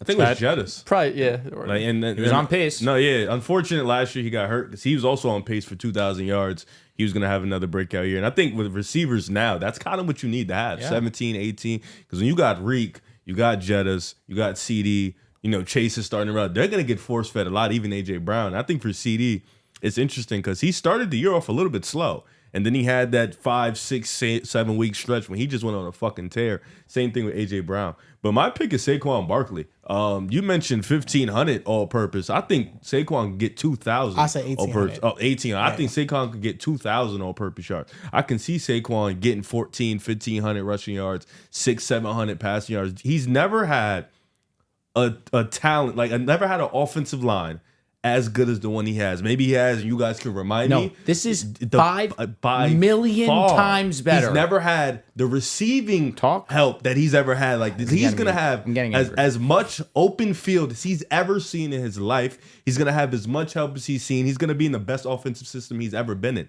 And for that, I think he's going to have a breakout year coming off of where he was on Hard Knocks, and they had the Giants up there acting like they didn't want him. He felt upset about that because he wanted to be in New York, so that drive is there. He got his money from the Eagles. Now he's in a rivalry town. That drive is there. Giants fans, Tiki Barber was talking about him, how he's not a Giant no more. That drive is there. He has so much drive and narratives pushed on him. He's going to come in with fire and spirit. And like I mentioned before, the Eagles crashed and burned last year. So he wants to add on to a winning culture. He's also never been on the team this stacked before. Never been on a team that's been to 2 Super Bowls in the last 5 years with this type of winning culture that it has lately. So for me, Saquon still has that burst. He still has that breakaway speed. He's great in the pass catching department. And with a new OC, Jalen Hurts trying to limit the turnovers, you can see him throwing it to Saquon a lot more in the back end. So I think Saquon, 2,000 all-purpose is definitely in the cards. Multiple TDs, double-digit TDs is in the cards. So for me, my offensive player of the year is going to be Saquon Barkley. Honestly, that's a cool pick. I like that. He's here. No, he's here. I'm and excited, really man. Breaking it down and thinking about it, this is just eons better than what he's ever had in his career. He deserves this. No lie, he does. Shout out to Saquon, man. It's just a lot of mouths to feed in Philadelphia. There you go, Hayden. Nah, but Miles Sanders had 1,100 in double-digit touchdowns. No, I know, but it's like, is Saquon Barkley getting 1,400 rushing yards with A.J. Brown getting 1,200 and then Devontae Smith getting 1,000 and It's possible. getting 700? That's possible. I feel like there's just a lot going on in the offense. Oh. Yeah, I think Goddard's going to be, he's going to get whatever, like sprinkle it in. Where's Sean Dotson fit in here, man? Oh, John God. Dotson. It's so good. Brother, it's okay. He's gonna get it. Nah, don't worry about what's going over here. I can see him being a top 3 rusher in the league, but the receiving yards. There's gonna be games where he has 150, 160, 170 yards a game. So he doesn't need to break out every game. Trust me though, the numbers will be there. You don't got to worry about that. Nah, he's gonna be tough. Who do you think has a better chance of winning Offensive Player of the Year? You already said Saquon Barkley's your pick, so you're gonna pick Saquon. But between you guys, Derrick Henry or Saquon? I think Derrick Henry has a chance to touch 20 touchdowns. Yeah, that's a good point. That's the only thing that scares me with Saquon is just I don't know if he's going to get like 15 plus touchdowns because the touch push I think is still going to be great. But if Saquon has 2,000 all purpose and he touches 10 touchdowns, he has a chance. I don't know Derrick if I see Henry in the cards for him. I think that's absolute the ceiling of like what Saquon's idea was when he came out of the draft. I don't know if I see 2,000 in the cards for Derrick either. I don't. Now that we got an Eagle in here though.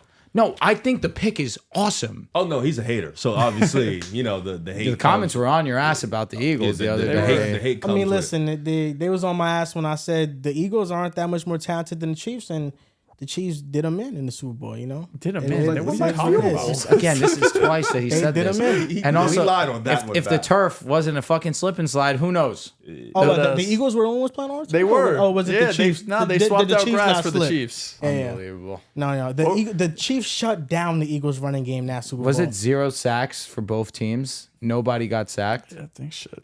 Sounds right. It was 38-35, so I mean, not a lot of negative plays. So 2022, Miles Sanders got 259 attempts. Yeah. Smitty was on the team. AJ Brown was on the team. If you get Saquon 250, what do we do? He had 1269 and 11 touchdowns. How many yards per carry did he average? That's my point. I don't know. He probably wasn't that good. No, it's probably over 4. I mean, Miles Sanders is pretty good. Wait, how many yards? What? Probably yards over 4, per carry? I guess. It's going to be YPK. 4.9. I mean, YPC. Jesus Christ. Wait, YPC? YPC, yeah. Oh, sorry. 4.9 was 4.9 is elite. It was YPA. That's yeah. Yards per attempt. Yeah, that's that's actually better. That's Oh, better. so 4.9. 4.9 is like was 5 probably yards top per 5 in the attempt? league. I'm not Saquon gonna lie. can't do that. No, but that makes sense. No, I think Saquon can. It would be similar. I wouldn't. I'd be shocked if Saquon was like 5.5 or 5.2. He's really not gonna be that much more efficient. Let's look at this real quick. Look at the yards per attempt leaders. I mean, I Achan's number want to one. look at his games. Most guys are like, if you're over 4, that's a great season. If you're Yeah, at 5,4.9 you're having an all-time year. So that offensive line was also historic. Oh shit! I had the wrong. I mean, the offensive line is essentially the same, but minus Jason Kelsey, which is huge. That's not the same then. Yep. Miles Sanders had 2 100-yard games. No, he was just The uber whole efficient. season? Yeah. Just 2. Yeah. All right. Saquon could get he 5. just played 17. You know, at least. Yeah, like if he gets 5 of those, if he even gets 4, that's 1,500 yards Yeah. Okay. easily. I know. Okay. It's You think okay. Brees Hall's going to have a better season or Saquon? He can. I think Brees Hall's going to have a better I think season. Brees I like Brees, Brees. Brees is I younger. think Brees is better too. Maybe, sure. Yeah. Brees He is is. better. Right now, He's he's I better. love him. He's better. But Saquon is if still- Saquon was the best running back in the league, it's not like I'm like, what? No way. Saquon? I'm not saying that Saquon's not capable of doing it. So I'm Sounds like just you're saying saying. there's a lot of weapons on the Eagles. That's what I'm There's saying. only 2 Saquon, there's only you 2 could that's argue- going to get the ball more than him. Maybe even 1. Can you argue Saquon's Just the one. best Yeah. weapon on the team? Well, no, You can Saquon's gonna argue get the it. most touches. No, Yeah. yeah, but I think It's going to be AJ. It's going to be feeding AJ first, then feeding Saquon second, then Smitty. Yeah, That's like, going to be the pecking order. like I think the Eagles should get back to a dominant rushing attack, and he could do it. We'll see. Defensive Player of the Year. Who's your picks? I think it's gonna be one of the edge rushers. It's tough to pick between Myles Garrett, Micah, and TJ for me. I went with TJ Watt this time around. I just think they're kind of gonna go in a carousel between these guys, But really the deciding factor was just the defenses as a whole. When I was really breaking down Micah versus TJ Watt for this upcoming season, I'm not that high on Dallas. I don't think Dallas is gonna have, especially compared to last season where they were running the table like early or middle of the season post bye week where they ran off like 6-7 wins in a row. Their schedule really lightened up. But coming into this season, I think that would be one of the deciding factors is just what does your defense look like? And the Pittsburgh Steelers, it also has to do with expectation, right? The Pittsburgh Steelers, I know we joke about them always being over 500, but I think their win total is about 8.5, 7.5. So if they're able to win 10 games, which I think is in the cards, that feels like really exceeding expectations. For the Cowboys to exceed expectations at that level, it's like a 12-win season with Micah doing 18+ sacks, which definitely in the cards for Micah to put up those individual numbers. But I trust the Steelers defense as a whole, and also feel like TJ got a little snubbed last season. Of course, easily. Pittsburgh fans are going to be in our comments saying that he was the one who deserved. John was here, he's on his date doing his thing. John's probably telling his date right now why TJ Watt should have won Defensive Player of the Year last season. So I really think it's going to be one of these edge rushers. Riv and I were talking in the car about potentially like another position like corner winning or linebacker, something like that. It's hard to have as much of a statistical impact to other positions, right? So, like, of course, even in years past, like Darrelle Revis, right, or Nnamdi Asomugha when he was on the Raiders, when you have like shut down corners, of course, Stephon Gilmore won, but it's just hard for, I think, voters to really put their vote on a guy who has like 4 interceptions, but he was shutting down that corner, right? Or a guy that has 120 tackles, but he didn't have more than 3 sacks. So I think that edge rushers is going to be one of those big 3. Of course, there's some sleepers in there, a couple interior guys that are in the mix, but TJ Watt would be my pick for this upcoming season. I respect that. I think if I had to choose of the big 3, TJ Watt to me is still easily my favorite. I mean, the guy just he makes highlight plays. He scores touchdowns. Yeah, exactly. Forces fumbles. And he is unbelievable. Funny you say that, because if I had to go outside of that, Sexy Dexys definitely comes to mind, but I'm shocked that Sauce Gardner did not come out of your mouth. The thing is, I couldn't pick a Jet for everything. I had to pick and choose. We just had this conversation. And it's really difficult for a corner to win it. It's difficult, but the path is there. A chance to say Sauce? I was going to say Sauce. I understand. Yeah. And I can make the case for Sexy, but I think I might pick Sauce last year. But Sauce's case is a lot better than what Dexter can get to, because I don't think that the Giants obviously are going to have the wins for him to really have that level of impact. I look at Sauce Gardner.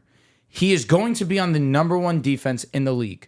The Jets will be the number 1 defense in the league because they have a competent quarterback. And people will be like, oh, what sense does that make? Offense doesn't. If your offense stays on the field, your defense is more rested, they will definitely play better as opposed to 3 and out, back on field defense, 3 and out, back on the field defense. Sauce Gardner is locking up whoever is lined up against him. Maybe you'll get an occasional catch for a big play like we saw from a Stephon Diggs or a Khalil Shakir, even though that was in a little bit of in space. Sauce Gardner is lock up. Won that game. Fuck. Yeah, they did. Sauce Gardner is clamping whoever it is, and being on the Jets, who have a chance to be a top 2, top 3 seed in the AFC, can win their division while on top of it being the most dominant corner in football. Sauce Gardner is going to be my pick to win Defensive Player of the Year. I'm glad you said that, because their schedule this is just specifically for Sauce. If Ayuk ever decides to show up, he plays in week 1. Yeah, but if he doesn't, he's locking the fuck out of Debo. I don't even care if he does it or not, because I know he is. So they'll manufacture targets for Debo, but if he lines up against nothing that moves me at all. Week 2, he has D-Hop and them boys over there. And D-Hop's hurt, so it's Calvin. Week 3, 4 washes. Week 5, he has Jettas. Statement game. Prime time. Week 6, wash. Week 7, Pickens, cool. Week 8, he has Diggs, Nico, and Tank. And then he plays Marvin after that. Then he has Michael Pittman after that. Then he sees DK. Then he sees Reek.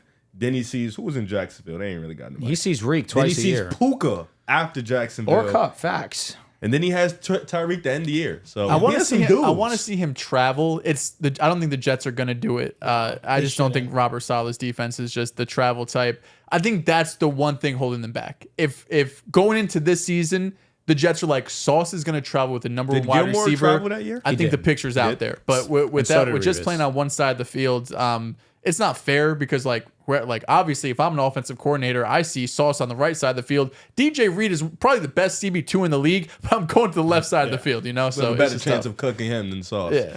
When it comes to how the Jets use Sauce, he shadowed more than he did his rookie year. It's like specifically against a matchup versus the Rams. Sean McVay lines up Puka Nacua as a tight end and sometimes at fullback.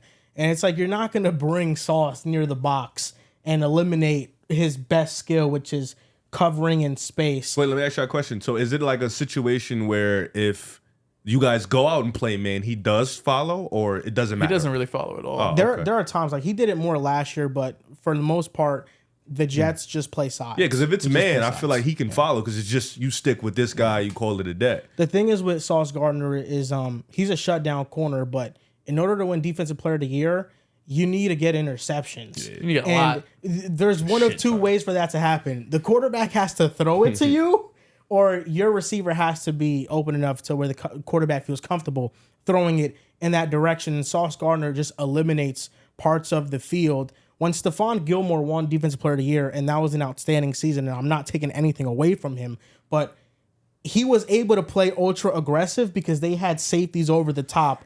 So he was able to have that step and not worry about getting beaten because he had safety help. And we just don't play that way. Like, Sauce is responsible for his own deep zone. So that aggression is just the reason why I don't think that he will get the interception numbers. But I like the pick. You know, history can happen. History happened last year when the Jets beat the Eagles for the first time in our franchise's history. I was just looking. Have you seen a ring? I just Oh felt my like you threw God, a jab, that was- and that was just yeah, like, you had why? to. Like you You had didn't to. have to do that. Have you seen How a many ring? interceptions Jalen Hurts throwing How that many game? rings have you seen? I've seen one on YouTube. Super Bowl what did it look like? Black and white? Oh shit. Where's Yeah, No, there's yeah, color. yeah. There's color. Oh, There's yeah, color. they had to throw some Yeah, color yeah. in there. There's Yeah, color. I see one in my lifetime. It was Oh, early yeah? color days, You know? but it was there. Seen 2 appearances, 1 ring. I was looking at that 09 footage of Revis, and obviously I just looked it up just to make sure I was 6 interceptions. Considering why the fuck are you throwing to that side is beyond me. I get it. He was matched up with the best of the best that season: Andre, Randy, T.O., Chad. So you had to get the ball to these guys however you could. But they were legitimately putting safeties on the opposite side of the field and just saying, You got this side. You're on your own, buddy. You're covering half the field. Revis Island is It's real. so fucking real and awesome, but I don't know if it'll ever get to that point because of the talent that you guys do have on the defense as a whole. However, I would be fine with it considering my opinion of your guys' defense. The weakest position is safety. So if there was ever a position for him to be in where he can be that type of shutdown player, it would be this season. Was Ramsey traveling in Jacksonville? Yes. Yeah, he did travel. Do you guys think Sauce will ever be better than Revis? No. No. Be better than Revis. Revis has the best cornerback season of all time, and there is a strong argument that Revis is the best ever. But Dion has the championship. I also think just man to man, the Jets defense, Robert Saleh, you're playing mostly zone. Yeah. Revis Peak is up there with the best. Yeah, one. when Rex was there, he was super aggressive, blitzing a lot. It's just Revis Island, you're on your own. Although we had Crow, we had some dogs too. But it's just a lot easier to put out those highlight plays one-on-one with Revis, where Sauce is mostly playing zone and not traveling. Well, it's No, also yeah, Darrell was 2024. amazing. I mean, how many % of defenses are zone nowadays? That's true. Yeah, I just think that the reason why it's just so hard to play straight man-to-man is because of just the explosion of motion rate. And it's hard. If you play straight man, there's so much misdirection, and it can lead to explosive plays. There's just so many more great wide receivers than great cornerbacks. And also just smart offensive coordinators. Like, back then, you're lining up, your best receivers on Darrell Revis, and you're like, hey, you got to win today, right? Where other coordinators now, they're like, you know what? We're not going to put you up against that guy. We're going to try to get you on a linebacker. We're going to try to get you on a safety. We're going to try to get you on a nickel. They're not trying to get you on the best defensive player. My defensive player of the year is an edge rusher. Edge rushers have dominated the conversation with TJ, Micah, and Myles Garrett. I still think they'll still be in a conversation. But I'm going with Aiden Hutchinson. I think Aiden Hutchinson is going to win. How the mighty. Interesting. That was going to be Kayvon. Interesting. Love that. No. He won't ever come around on Kayvon. Because Kayvon but I is respect just you not coming good. around He's on Aiden. average. Listen, Aiden Hutchinson is a great player. My pick now. He led the NFL in pressures this past season. He had 11.5 sacks, which for the amount of pressures he had was pretty low. He should have had maybe 15 sacks, but the problem with the Lions defense last year is that they could not get home with 4. And their pressure percentage was near dead last in the NFL when they rushed 4. They were 31st in pass rush win rate. They had the 3rd highest rate of blitzing 6 defenders or more to manufacture that pressure. The issue in why Aiden didn't have higher sack totals is because they didn't have an edge rusher opposite of him. James Houston got injured, and he was a standout in 2022, and they had nobody else. Did you know that the discrepancy between Aiden Hutchinson's pressures and the second Detroit Lion was 55 pressures? That's crazy. And number 2 was Alex Anzalone, a linebacker, and they used him at times off the edge to get pressure. This year, bringing in DJ Reader, who is an elite run defender, but he's also a great pass rusher. Aleem McNeil has slimmed down to get quicker, to be more effective as a pass rusher. And they also brought in Marcus Davenport, who's a flyer, and James Houston maybe gets healthy. I think the interior of this defensive line is going to create more advantages for Aiden to finish off these sack numbers, and that can also lead to the secondary becoming better. And Aiden, he led the NFL in pressures last year. If he finishes 4 or 5 more of those plays, we're talking about a 16, 17 sack season. I think he's in line for that type of year, and I think the Lions are going to have a top 15 defense. I think that they can have a top 10 defense. From weeks 1 to 9, they were a top 10 defense. The competition they played wasn't the best, and against good comp like the Seahawks and the Ravens, they did get demolished. But this year, it just fits more. Like Terrion Arnold and getting Enix Rakestraw, they had 2 of the highest percentages in press in college, and that's how the Lions want to play. So I think the DJ Reader addition, Aleem McNeil, I think is going to break out this year as well. Aiden has a chance to finish off much more plays, and they left a lot on the bone last year, and I think he has the easiest path to have a big-time sack season. Love that you're coming around Celtics signed Lonnie Walker. I seen that. I was going to tell you, but I didn't think you would give a fuck, honestly. Lonnie could be our 12th man. Yeah. I saw some stat on Twitter like 2 days ago, and it was comparing him and Derek White, some bunch of Lonnie Walker? stuff. Yeah, and they were actually really similar. I'm going to pull it up one of these days. 2023 Lonnie was special, man. It was actually really a good comparison. It's a bucket. Yeah. So now you got Derek White 2.0 on your team. Yeah, I mean, doesn't defense. Defense, spotty. I was going to say Sauce. I had to think about it. You can just say the same name. I said the same with Jalen. Yeah, Sauce is a good name. It's like you mentioned, it's hard to win because unfortunately, I love the Aiden pick, by the way. Amazing decision. Yeah, he's an elite player. edge rushers do dominate the conversation. I do think one guy who I do want to mention who didn't get enough love in this conversation is Max Crosby. I think he's a guy respect that. who's in that upper echelon tier of elite guys that can That get was to a the strong quarterback. defense down the stretch Yeah, last year, they too. did pick up Christian Wilkins, so I think that's a dope pickup. And I don't know if the Raiders are gonna win a ton of games. I think they'll win about 6 to 8 between that range. You know, they're not a terrible team. Their quarterbacks are just really terrible. But I think Max Crosby, just the way the way that defense ended last year and the way he can play and just change a game. He's a game changer. And you know, he's up there with the Dexters and the Nick Bosa's of the world. Like, he's in that tier. I feel like he just doesn't get a lot of love because that team doesn't win a lot. But this conversation is dominated by edge rushers. So for me, my defensive player of the year, I'm gonna go Max Crosby. I think he'll find the way to jump in there and win the award. I like that. Yeah, and I think Max Crosby is better than a lot of those elite guys. He's special. Like, I think he's better than Nick Bosa. And his aura's there. Yeah, I think he's up there with Myles Garrett, and I think he's better than Micah Parsons. Like, I think Max Crosby's that good. He's a disruptor, and getting Christian Wilkins, that's going to free him up. I mean, he hasn't had any defensive line. Tyree Wilson has not been that guy. No, they he hasn't. really haven't had a guy opposite He of smokes him. a black him out. Oh, he's nuts. Yeah, he Inhales says it. No, he says it. Yeah. He Guaranteed. says it. And you know what? He can. He's locked. Yeah, he's locked. He's one of us, bro. That's my dog. I like Max Crosby, man. Raider guy. Offensive Rookie of the Year. I'm guessing we're all going to have Caleb, and if it's not Caleb, it's Marvin Harrison Jr. Malik Neighbors.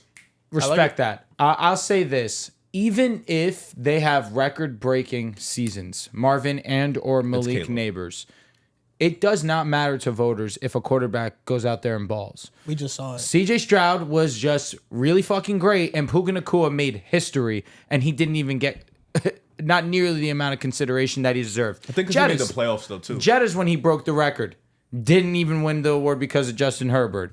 I think Jamar did win it because it was a weaker class.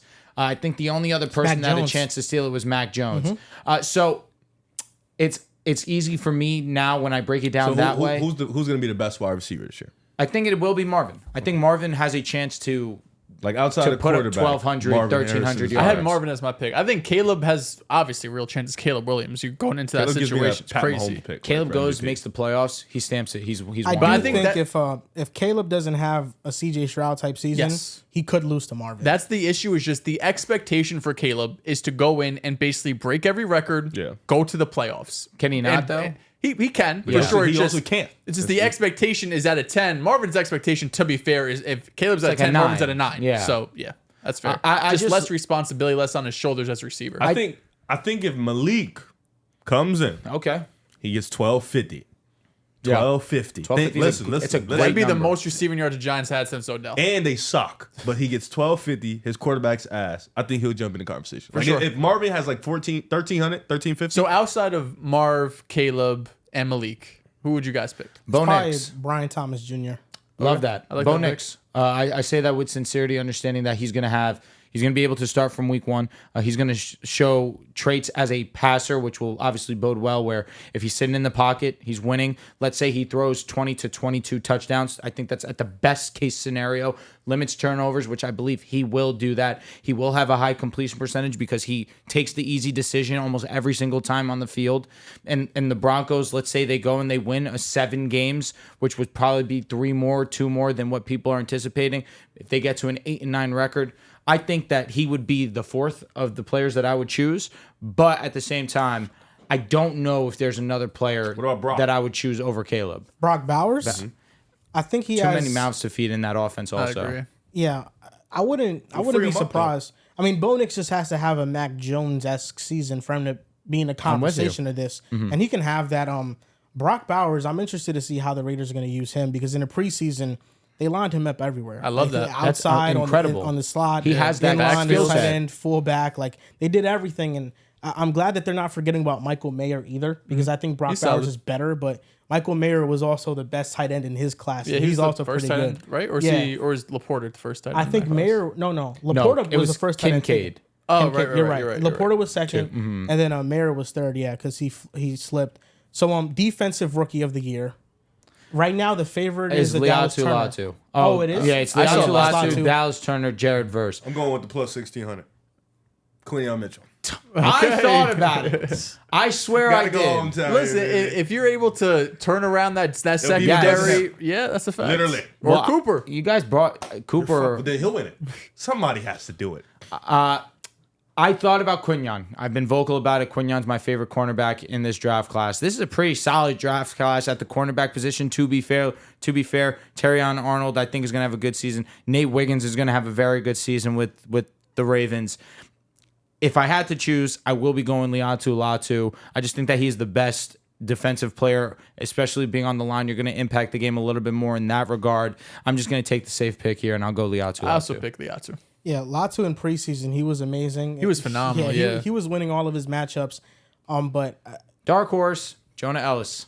It's right here. I'd be lying if I said the most impressive defensive rookie wasn't Byron Murphy Jr. in the preseason. You love Byron Murphy. Byron Well, Murphy Jr. Seattle. He was eating up 2 blocks at a time, penetrating the backfield. Like he is an elite He was penetrating dudes defensive for sure. lineman. To be Interior Fair, defensive lineman. Jonah Ellis also was dominant this preseason, especially in that Colts game. He showed out, especially got to the quarterback, forced an interception. Also, was one of the preseason.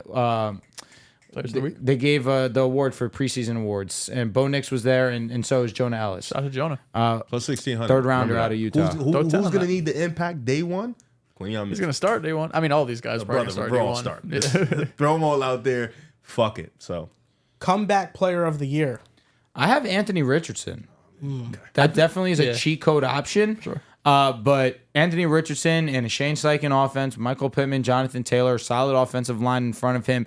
A combination of A.D. Mitchell, Josh Downs. Not sure who it's going to be in that early on before Josh Downs does get back. But with the athletic ability that he has, his rushing ability is always going to be there. But as a passer, there was the good that we saw in the preseason. There was the sloppy that we saw. But a lot of the good was really fucking good. Quick making in his decision making, can make tight window throws, has a strong arm. And with Shane Steichen, I don't think he will put him in a position that he's going to fail. He has way too much ability. He's way too talented. And Shane Steichen is simply one of the better offensive play callers in football. So I'm going to make the cop-out pick, and I'm going to take AR. Not to say that pick is not good, because I think AR could be comeback player of the year. But you have already said that you're high on the Jets. And there's a 40-year-old that's coming off an Achilles injury. You're cooking. That if the Jets are one of the best teams in the league, it seems like a lock he's going to be comeback player of the year. If he's healthy, he's locked for me. That's fair. You know what? That's also another cop-out answer. But win every award. Aaron Rodgers. Just two. No, two. It's really just or three. two. Or three. They might pick him for they might pick him for the I'll other say one. this. I'll say this. I could be a man right now and say I'll change my pick to Aaron Rodgers. That is a fact. If he comes out and he balls out, I think I'm gonna stay with AR, obviously, but Aaron Rodgers, you can make the case for him right now. It's extremely valid. Rodgers. If he's healthy, he feels really easy to me. Joe Burrow would probably be the other pick if it wasn't for Rodgers, but Burrow also already won comeback player of the year. That's why I just had to look up. So like, they give it to him twice. I don't know. When I was making my pick, the first name that came to my mind was Sam Darnold. You know, he's gonna start every game, and I was like, pick a side, man. But that's the thing. Chill out. I was one like, of these years got hit. I was like, Sam Darnold. He could win it. But then I thought about it. I looked at the odds, and I said, let me just see who is in the running for the award. And then I seen, Aaron Rodgers is in the running for the award. What's his odds? He's plus 140. I think he has the second highest odds, if not the first highest odds. Rodgers is one, Burrow's two. Okay, what was Darnold? That makes sense. Darnold was in the top 10. I think, if I'm not mistaken, it was He's like fifth. I didn't plus choose the 1,200. cop-out answer. That's Okay. good odds. Nick Chubb Yeah. is tied for fifth plus 1,200. But then, when you think Daniel about Jones it, sixth. Sam Darnold is kind of like that Geno Smith comeback player of the year, where Geno Smith didn't really have to compete with anybody else. And Sam Darnold, the argument for him is going to be, like, what did you come back from? Like, it's not an injury. You just came back from really not being a good NFL quarterback. Geno won comeback, right? He did. But he came back from being ass. Yeah, and I think Saquon was in the running that year, too, if I'm not mistaken. If I'm not mistaken, the year before. Joe Flacco won it last year. I mean, he wasn't ass, but just kind of like out of the league type. Yeah. He was definitely. He deserved that. But now that we have quarterbacks coming back from inges, Kirk Cousins is another name we haven't seen. It seems like one of them are going to win this award. Who's your pick? Deshaun Watson. That's my real. Yeah, that's my pick. Comeback player. Comeback player of the year. He actually got hurt, and he's also coming back from ass. So ass, he's got and ass injured. and, Yeah, so two things you got to come back for. If he can just come back and be like Joe Flacco, shit. If he's that, dude, he's winning the award. But Joe Flacco was now Cleveland got a lot of dudes like Nick Chubb, but he's gonna miss the first 4 weeks. So that's another guy though that could be comeback player of the year. Yeah, I'll go Deshaun Watson. The last award, Coach of the Year. I'll be honest. He's due. Andy Reid. I know that they never give it. He's like plus 6,000, bro. And it makes sense because they don't give it. They rarely gave it to Belichick. It took him going 16-0 for him to finally get the award. I say Andy Reid because the Chiefs can have a dominant season this I think year. Nick got one before. I have them. Spoiler: I have them winning 12 games. I think they're going to go 12-5. I think I respected the division a little bit. Play Baltimore week 1. Are in San Francisco to play a game. So I do have them going 12-5.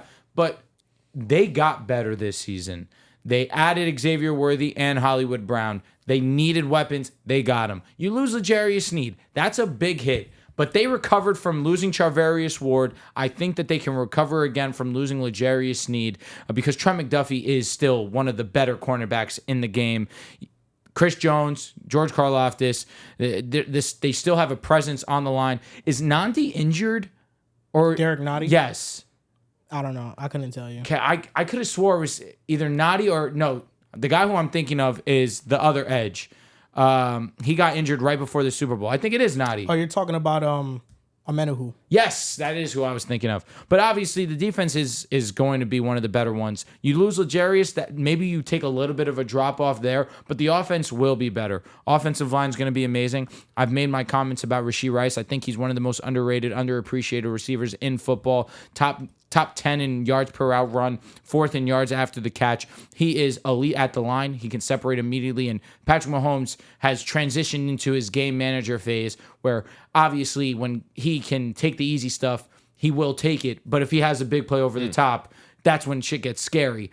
But Rashee Rice wins on a consistent basis. He's going to continue to pick him up, to pick apart defenses, and Mahomes will see Rashee Rice when he gets open. Kelsey's still one of the best tight ends in the league, if not the best tight end in the league. And with that being said, if they are the best team in the NFL, if they go and have an insane season and lose one, maybe 2 games, which is in the cards, and it is possible, Andy Reid is due for a coach of the year. And I think that this could be the year. My pick is Raheem Morris, head coach, Atlanta Falcons. They have the easiest schedule in the NFL going into this season. I think that's a big one. Of course, the division is super winnable. They have 6 games that they'll probably be favored in 5 out of the 6. Maybe on the road in Tampa Bay, they'll be underdogs.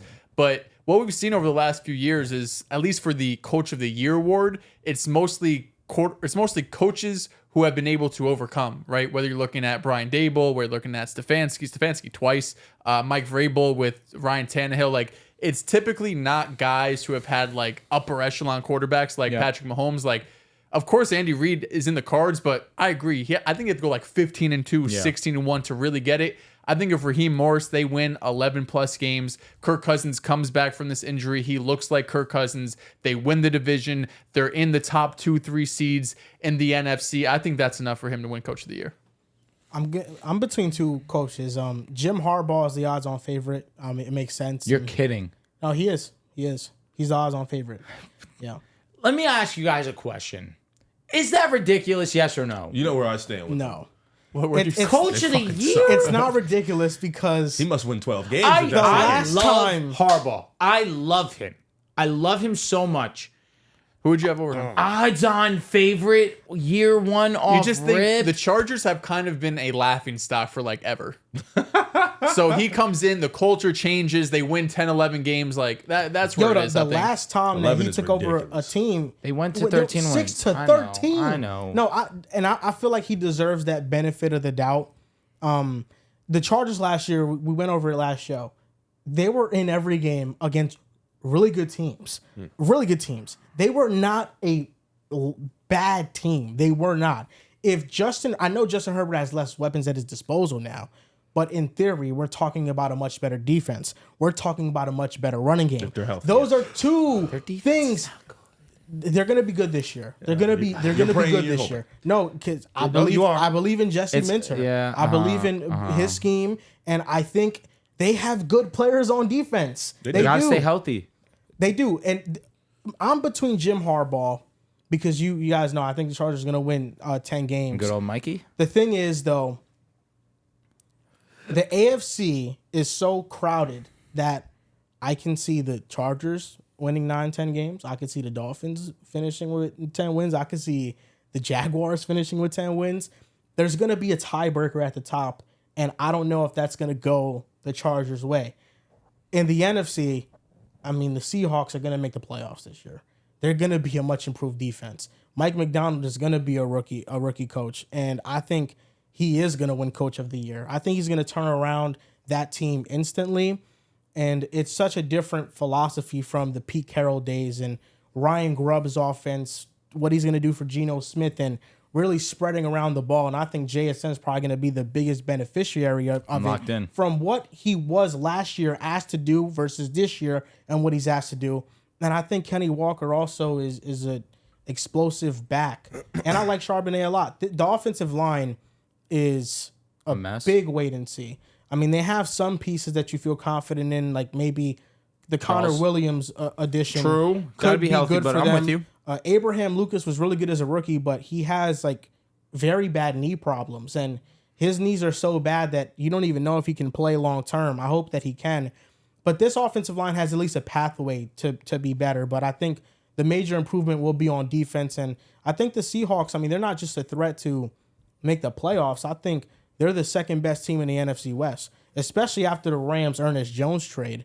I mean, the Rams are essentially the Arizona Cardinals. They're a great offense. It's going to be a bad defense. And yes, you can win games like that. Their offense is nuts still. Yeah, I know it's nuts, but you know, are you going to win shootouts all the time? Shit, they can. I don't think you can. When you got Stafford, you can do a lot of things. We just had the same questions going into last year about the Rams. We thought the defense was ass. They had Donald, Ernest Jones, I get it, and they went on and made the playoffs and damn near won a playoff game. Yeah, but I just think that it doesn't matter who it is. If the Cowboys lose Micah, if the Browns lose Myles Garrett, if the Raiders lose Max Crosby, there's going to be a significant drop-off. And Aaron Donald was still playing at that level, and he retired playing at that level. And Tre'Davious White, like, yeah, that's a good signing, but, is he going to play, like, more than 6 games? You don't know. Who knows? Maybe 4. That shit's tough.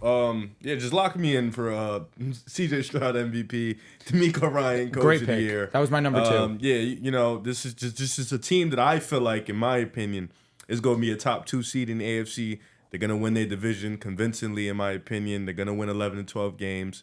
They're just going to have one of the best offenses in the league. They're going to have a pretty good defense. Elite, I don't know. We'll see. But pretty good defense for sure. They have the weapons out there. Stingley, Jalen, Daniil Hunter, and them boys out there. Will Anderson. Yeah, they got a lot of weapons out there. But for me, D'Amico Ryan, he will win Coach of the Year. They're going to win offensive rookie, defensive rookie last year. This year, MVP Coach of the Year. Yes. Type shit. I like that. And D'Amico could have won Coach of the Year last year. For sure. But he has a story. Stefanski doing what he did with a quarterback that came off the couch. He's a GOAT. Yeah, he's one of them ones. To finalize or to round up our NFL award predictions, my MVP is Jordan Love. Offensive Player of the Year, Breece Hall. Defensive Player of the Year, Aiden Hutchinson. Offensive and Defensive Rookie of the Year, I have Caleb Williams and Byron Murphy Jr. Comeback Player of the Year, Aaron Rodgers. And Coach of the Year, Mike McDonald. My MVP is going to be Mr. Jalen Hurts. My Offensive Player of the Year is going to be CeeDee Lamb and/or Jamar Chase if he ever decides to return back to practice. My Offensive Rookie of the Year will be Caleb Williams. My Defensive Rookie of the Year will be Liatu Latu. My Coach of the Year will be Andy Reid. My Defensive Player of the Year will be Sauce Gardner. My MVP is also going to be Jalen Hurts. Offensive Player of the Year, Garrett Wilson. Defensive Player of the Year, TJ Watt. Offensive Rookie of the Year, Marvin Harrison. Defensive Rookie of the Year, Liatu Latu. Coach of the Year, Raheem Morris. And Comeback Player of the Year, Aaron Rodgers. Forgot about My MVP is going to be CJ Stroud. My Offensive Player of the Year is going to be CeeDee Lamb or Saquon Barkley. My Defensive Player of the Year is going to be Sauce or Max Crosby. My Offensive Rookie of the Year is going to be Caleb. My Defensive Rookie of the Year is going to be Quinyon Mitchell. My Comeback Player of the Year, Deshaun Watson. And Coach of the Year, D'Amico Ryans. This week in the NFL/NBA, Riv, you want to go first? I have nothing. I got 2. All right, Jamar Chase returned to practice, and then today he decided not to return to practice. Was at practice 10 minutes late. Showed that up. Shit killed me. They were like in street 13 clothes. Minutes late to 13, practice in street clothes. It's like, he's an absolute goon for that. Pretty upsetting, truthfully, because I was fully anticipating, obviously, like I've already said, this to be his best season yet, and so for him to be playing games, because I'm be transparent.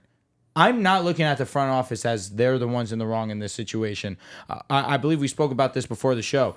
Brandon Ayuk has every right to want his money. Coming off a career season, coming off of one of the most efficient seasons we've seen out of a wide receiver, he is due for his bread. Jamar Chase has 2 years left on his contract. Why are you looking for a contract and being this hard-headed about it? Question for you. If you were in the front office, Jamar Chase, I agree, being hard-headed, would you say, doesn't matter if he's being hard-headed, we got to figure this out? Blank check. Blank check. Blank check. I agree. No. Pay him his money. The front office should have given him his money already. He's still being an asshole. But CeeDee Lamb, it took him till the year before to get his money. It took Ayuk. They picked up 5th year. No, he was in the first. Ayuk was 2019, if I'm not mistaken. Damn, it's been that long? 20? He's been in the league for 4 years. So. Yes, 2020. All right, so it is 2020. 2020 or 2019? 2021, 2022, 2023. It's 2024 season. That Oh, makes he sense. played in 2020. Okay, we're here. Well, 2020 was the Joe Burrow class. That's what right? I'm saying. But that was CeeDee 2021. Lamb. That was Jerry Judy. That was Jettis. I think it was 2019. That wasn't that because didn't we do the redraft and Rib was like Ayuk's in this class. Facts. I did say that. Facts. All right. So listen, like I said, so CeeDee got his bread. The fact that now Ayuk Finally. hasn't gotten his bread, Yeah. agreed. Finally is right. So they were all due for. Jettis didn't get paid until this past season. You have 2 years on your deal. You have to at least ball out this season, and then you can sit out and really play hard. You don't think because I think maybe what's the difference, and I'm not playing devil's advocate, but I think the difference is when Jettis got paid, he didn't have to do it too much. He didn't have to go into the media. Like it was pretty much Jettis. We know we want you. He knows they want you. Give him the bag. With CD, as you can see, it's taking him forever. With Ayuk, as you can see, it's taking. So do you feel like it's like a Chase is kind of feeling the same way? Like he's watching these other guys, and the only guy it felt like that a team knew his worth was Jettas, and they paid him. With the other two guys, Lamb finally got paid, but it took him months. Ayuk is still walking around like, where's my money? Where's my money? And Chase kind of feels the same way. And I'll say this, Amon-Ra also got respected. They paid him his bread almost instantaneously. Shit, Tyreek got a Again, raise. I don't know if it's more about worth as it is, or Amon-Ra was in the same draft class as Jamar Chase. So that's fair. But again, I just think Was Amon-Ra asking has to be been the highest paid, though? Or he just was asking for bread? No, he was just asking for his money. But Amon-Ra also has been one of the most consistent, one of the most healthy wide receivers at the position. Jamar Chase, 2 years in a row, has dealt with some sort of injury. Although this past season was minor, he had an insane hip injury that held him out for almost 5 weeks, if I'm not mistaken, 2 years ago. So when you have that kind of tag on you, yeah, a team's going to want to wait one more season, see if you can stay fully healthy before giving you a record-breaking deal, because Jamar wants to be the highest paid receiver in football. He can deserve to be that after this season if he plays a full 16, 17 games. Before you get to your trivia, because I know we have some in this. Yeah, I actually did have a trivia. I thought I did. My This Week in the NFL kind of relates.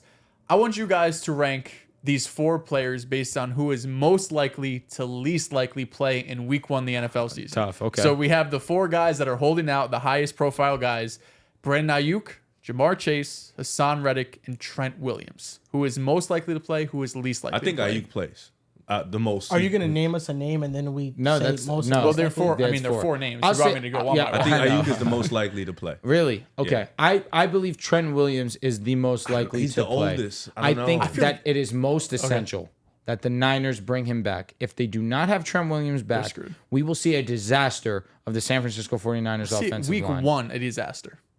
Week 1, off rip, they it play, will be terrible. The Jets. Jets. Yeah, it will be brother, it's it will be over. fucked up. I think it is imperative they get him over Ayuk, truthfully, and that's saying something. So I say most likely Trent Williams.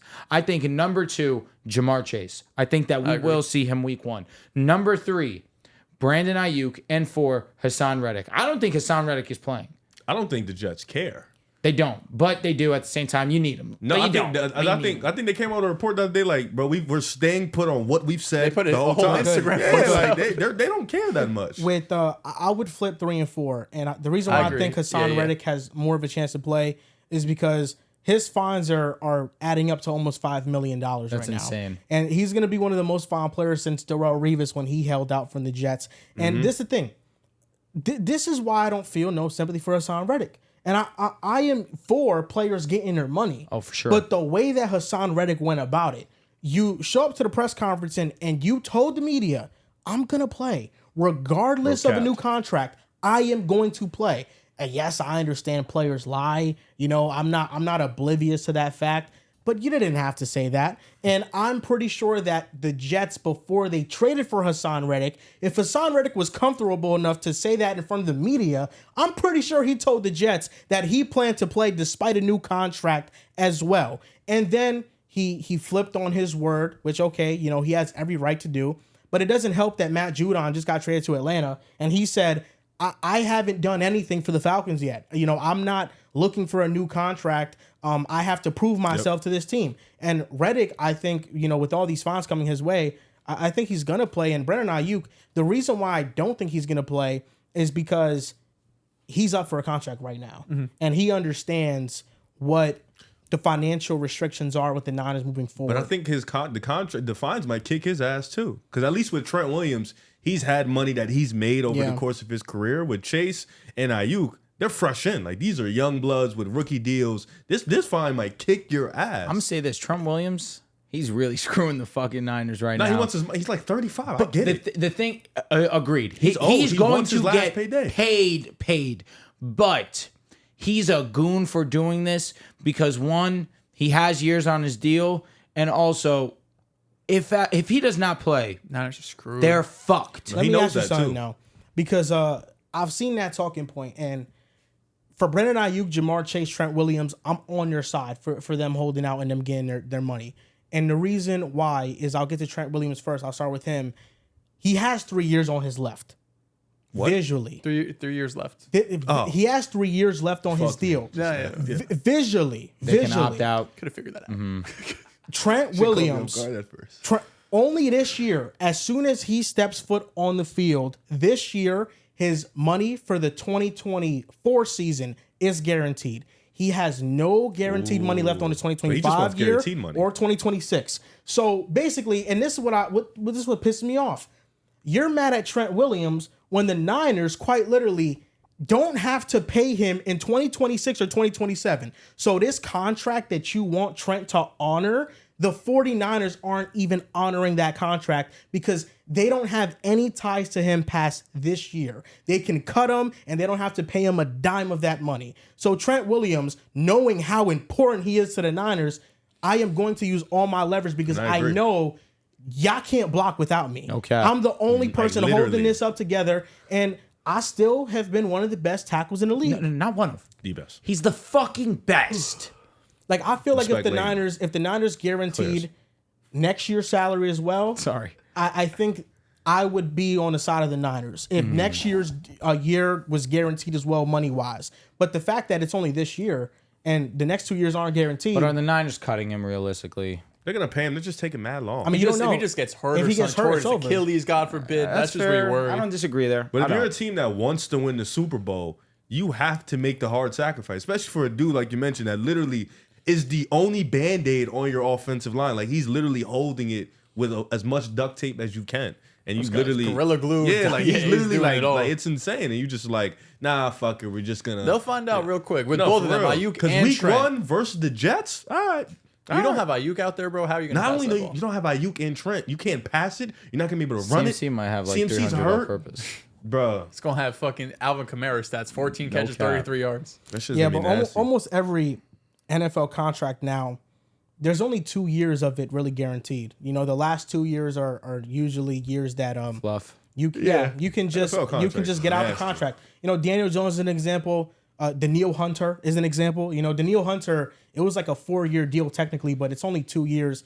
Aaron Jones, Jacobs. Oh yeah. Oh my bad. I forgot. It's just Deshaun Watson out here getting fully guaranteed. Yeah, for real. Deshaun and Kirk Cousins. Like Josh Jacobs deal is only a fake. 1 year deal. deal. That's 4 years on paper. Yeah. Listen, The Deshaun shit's crazy. what Deshaun did was crazy, but to get straight max guarantee money, The owners were pissed when that Oh, it's happened, crazy bro. there. Because the owners were like, we don't want to pay everyone, or at least our quarterbacks, fully guaranteed what was money. that, 160 Bro, guaranteed? it was 200, 240. yeah. Oh my.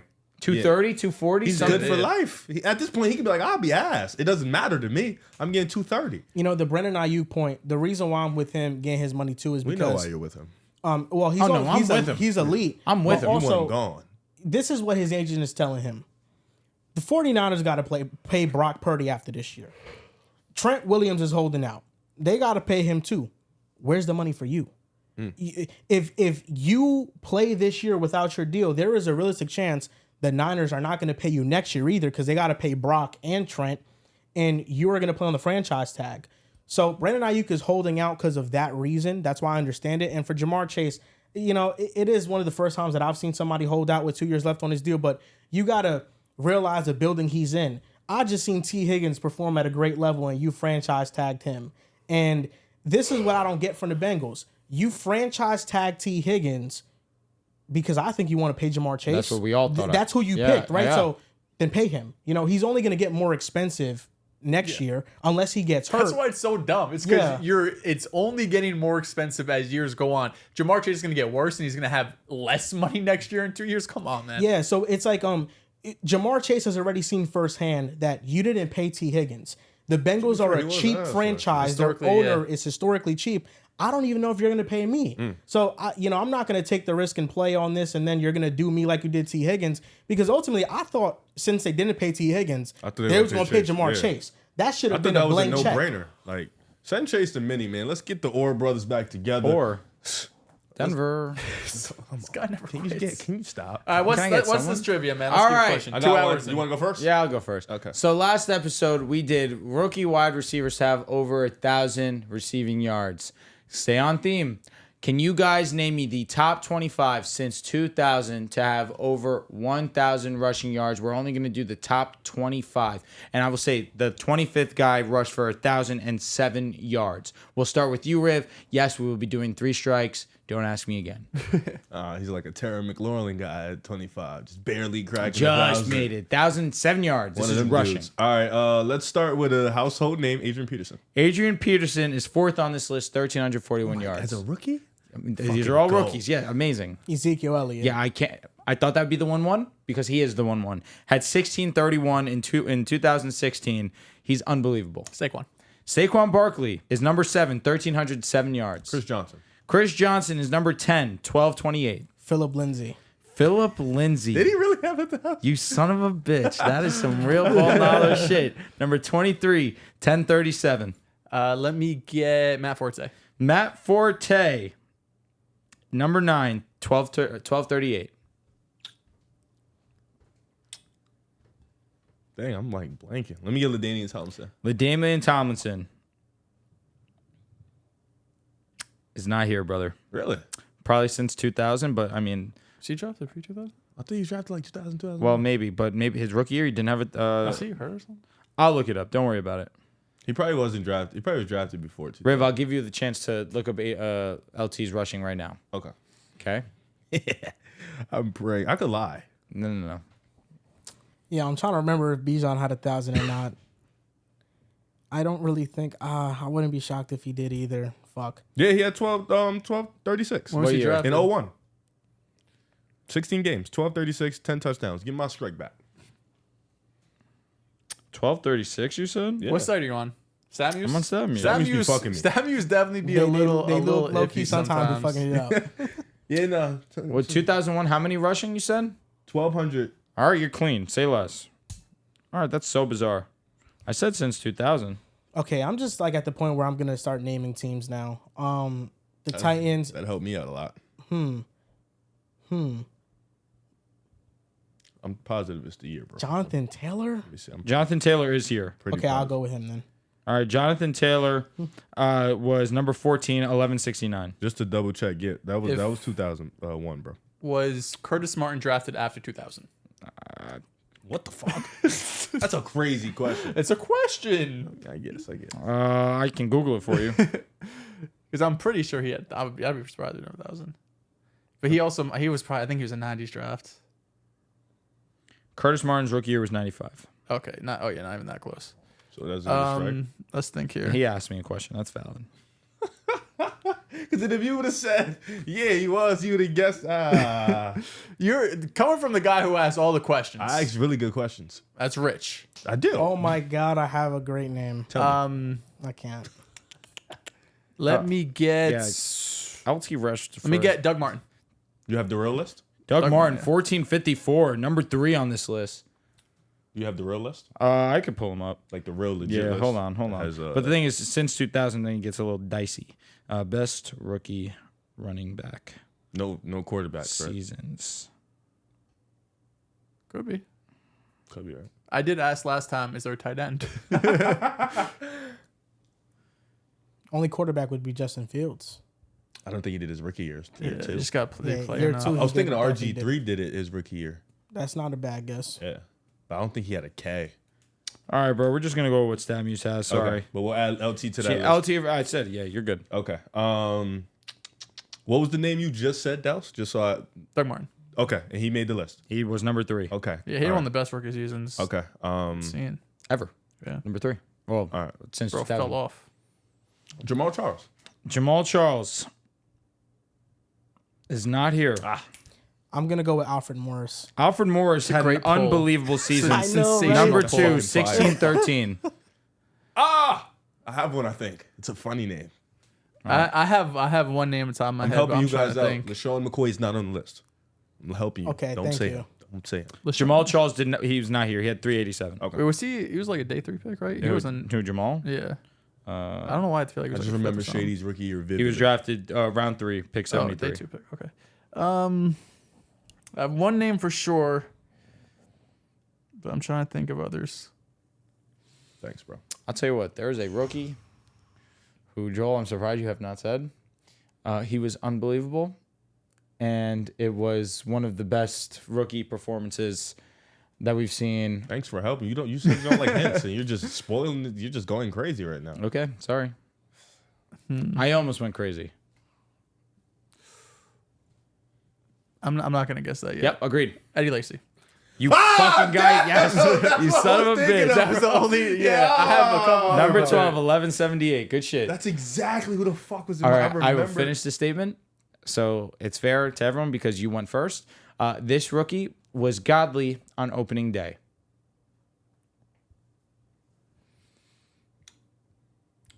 Yeah, that's in the bag. Yeah, that's the yeah. Derrick Henry. Derrick Henry's not here. He actually was asked for a couple He of shared years. with was his first year I with think it was D'Amico? Deion Lewis. Oh, Or- Deion Was it Lewis? Deion? Or maybe. Yeah, because then they got fucking Murray. Are you on DeMarco strike Murray? too, brother? DeMarco Murray? Oh, yes, I am. That's right, too. Don't worry. I'll bounce back. I'm with you. David Johnson. No, David Johnson's not Kareem here. Hunt. Kareem Hunt is here. Ooh, that's a good one. 13-12. That was the- 13-27. That's He the was the monster- dog on opening Because that day. was who was the running back supposed to be? Spencer That was Ware. Charles got Spencer fucked. Ware, Or no, yep. Charles drafted. Yeah, he's drafted Yeah, Spencer yeah, Ware. yeah. Spencer Ware got hurt in the Shout preseason, out to and Chuck. Kareem Hunt went crazy. Shout out to Jer. Oh wait, Jared got Jer drafted Kareem Hunt. Oh shit! In round like Charles Woodard 15, got he fucked. drafted Spencer Ware. Yes, Nick Chubb. Nick Chubb. I don't believe he is here, but I'll check. Double check, please. Yeah, I will. I'm fucked if it's not up there. He rushed for 996. Oh, that's not bad. But damn, bro. 996? 996. That's disgusting, bro. Joel, good. Frank Gore. That was gonna be one of my guesses. I don't think that was 2000. I'll check. You stay. All I'll right, check, good 'cause I'm looks. about to get- That's pretty crazy, bro. Because Frank Gore's not here on my list. His son got cut the other day. He did get cut. He looked decent in the preseason. Thought he too. was going to make the team the way they gassed it. He rushed for 608. Yeah. Was he drafted post? Yes, he was drafted in 05. Okay. He just Oh played yeah, that makes sense. forever. All right. I believe you're at. I'm at zero Yeah, I strikes. thought I'm at so. 0 strikes. Yeah, he's cooking after the allegations of the last episode. Now we really got to think. I gave you a gimme. C.J. Spiller.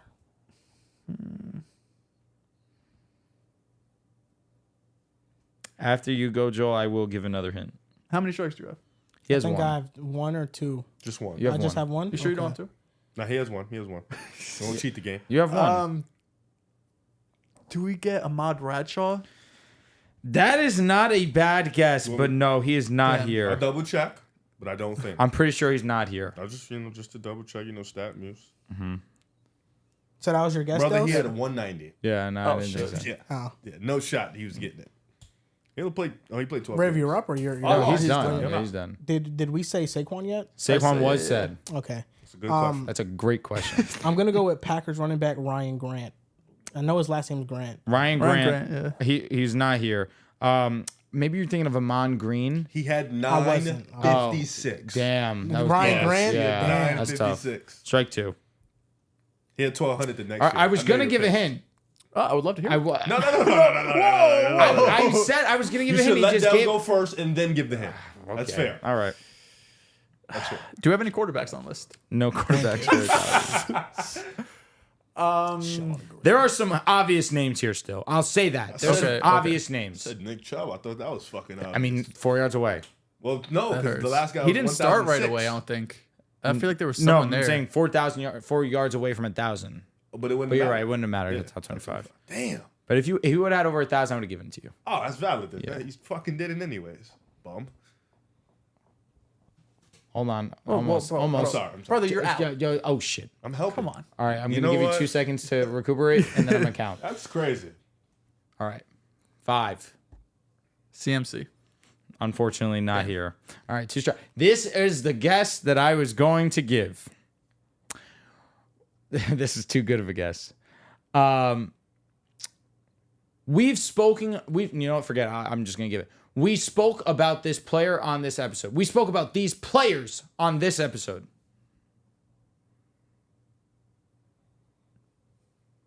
Yeah, they didn't speak about Bijan this episode, so We've spoke about multiple players on this episode. Brees Hall was one of the guys we spoke about. That was my guess. You know what? I'm just gonna go out the box right now. I'm gonna go with D'Angelo Williams. Okay, I don't know why he avoided the hint. D'Angelo Williams is not here, unfortunately. Joel, go ahead. Trying to think because Brees Hall didn't get 1,000. Why the hell did you think we didn't say D'Angelo Williams at all? Saquon or Redis said No, we didn't. Saquon. That was just a guess I had in my head. Ah, How much yards did We he talked have? about I'll already. tell you right now. We've talked about. He had the apostrophe in his name. And He's, shit. I don't know if he had 1,000 his He's rookie year. I not don't think he popping had up. Well, how you spell his name? D'Angelo, D'Angelo It's like not popping. Williams. I can look while you think, Joel.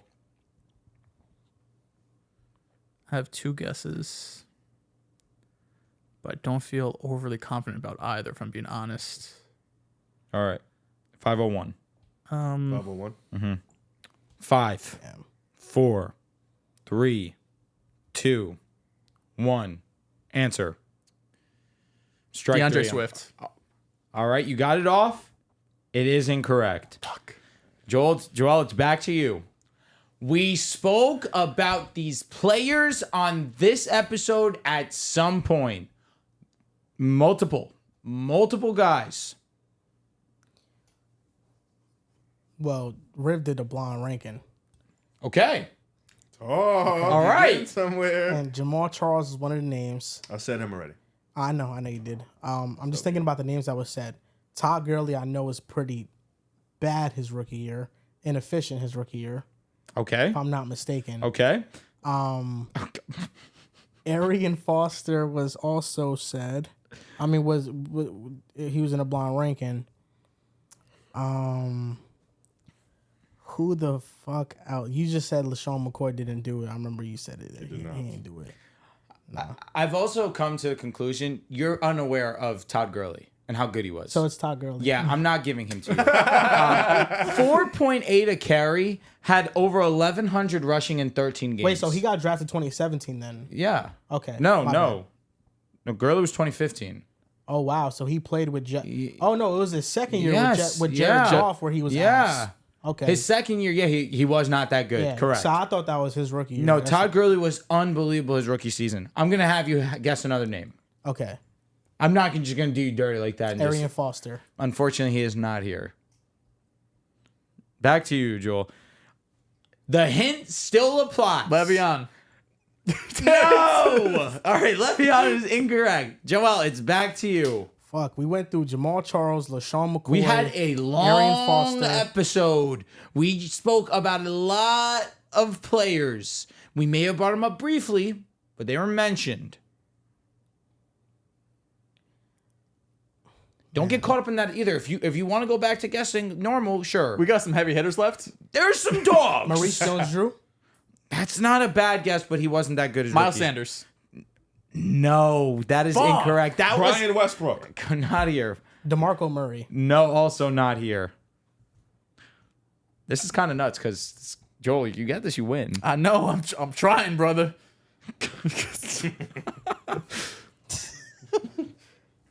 Joe Mixon. Not here. Cedric Benson. Not here. You guys aren't even thinking at this point. Keep going, Dehls. Keep going, Dehls. Well, Dell's lost, so. No, Joseph you did it. Adai. Motherfucker! Let's go. Yes, Let's go. yes. Joseph fucking Adai. Tough. 1081. He didn't guess before? No, number 19. Huh? He didn't guess before? Nah, that was that his was honest him. guess. All right. I thought he So said- the I thought guys he that we said a name. spoke about, Kenneth Walker, although we spoke about him briefly. We talked about Kenneth Walker? 1050. We did when he spoke about the facts. Seahawks. We talked about Josh Jacobs. Literally just spoke about him. facts. 1150. Another name, Marshawn Lynch. Surprised that he wasn't said 1115. I was thinking- I was, too, but I thought I he was was- surprised I he thought got he was supposed to 1,000 start. because I felt like his career on the did get Bills, off he was the really start. good though. This rookie season.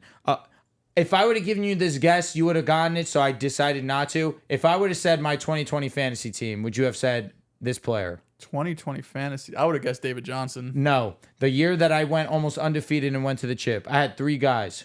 Oh, James Robinson. James Robinson. James Robinson had 1070, number 20 on this list. Leonard Fournette is also on this list, 1040. You got Philip Lindsay. You mentioned Bijan. Tyler Algier Facts. was number 24 at 1035. LeGarrette Blount was at 1007.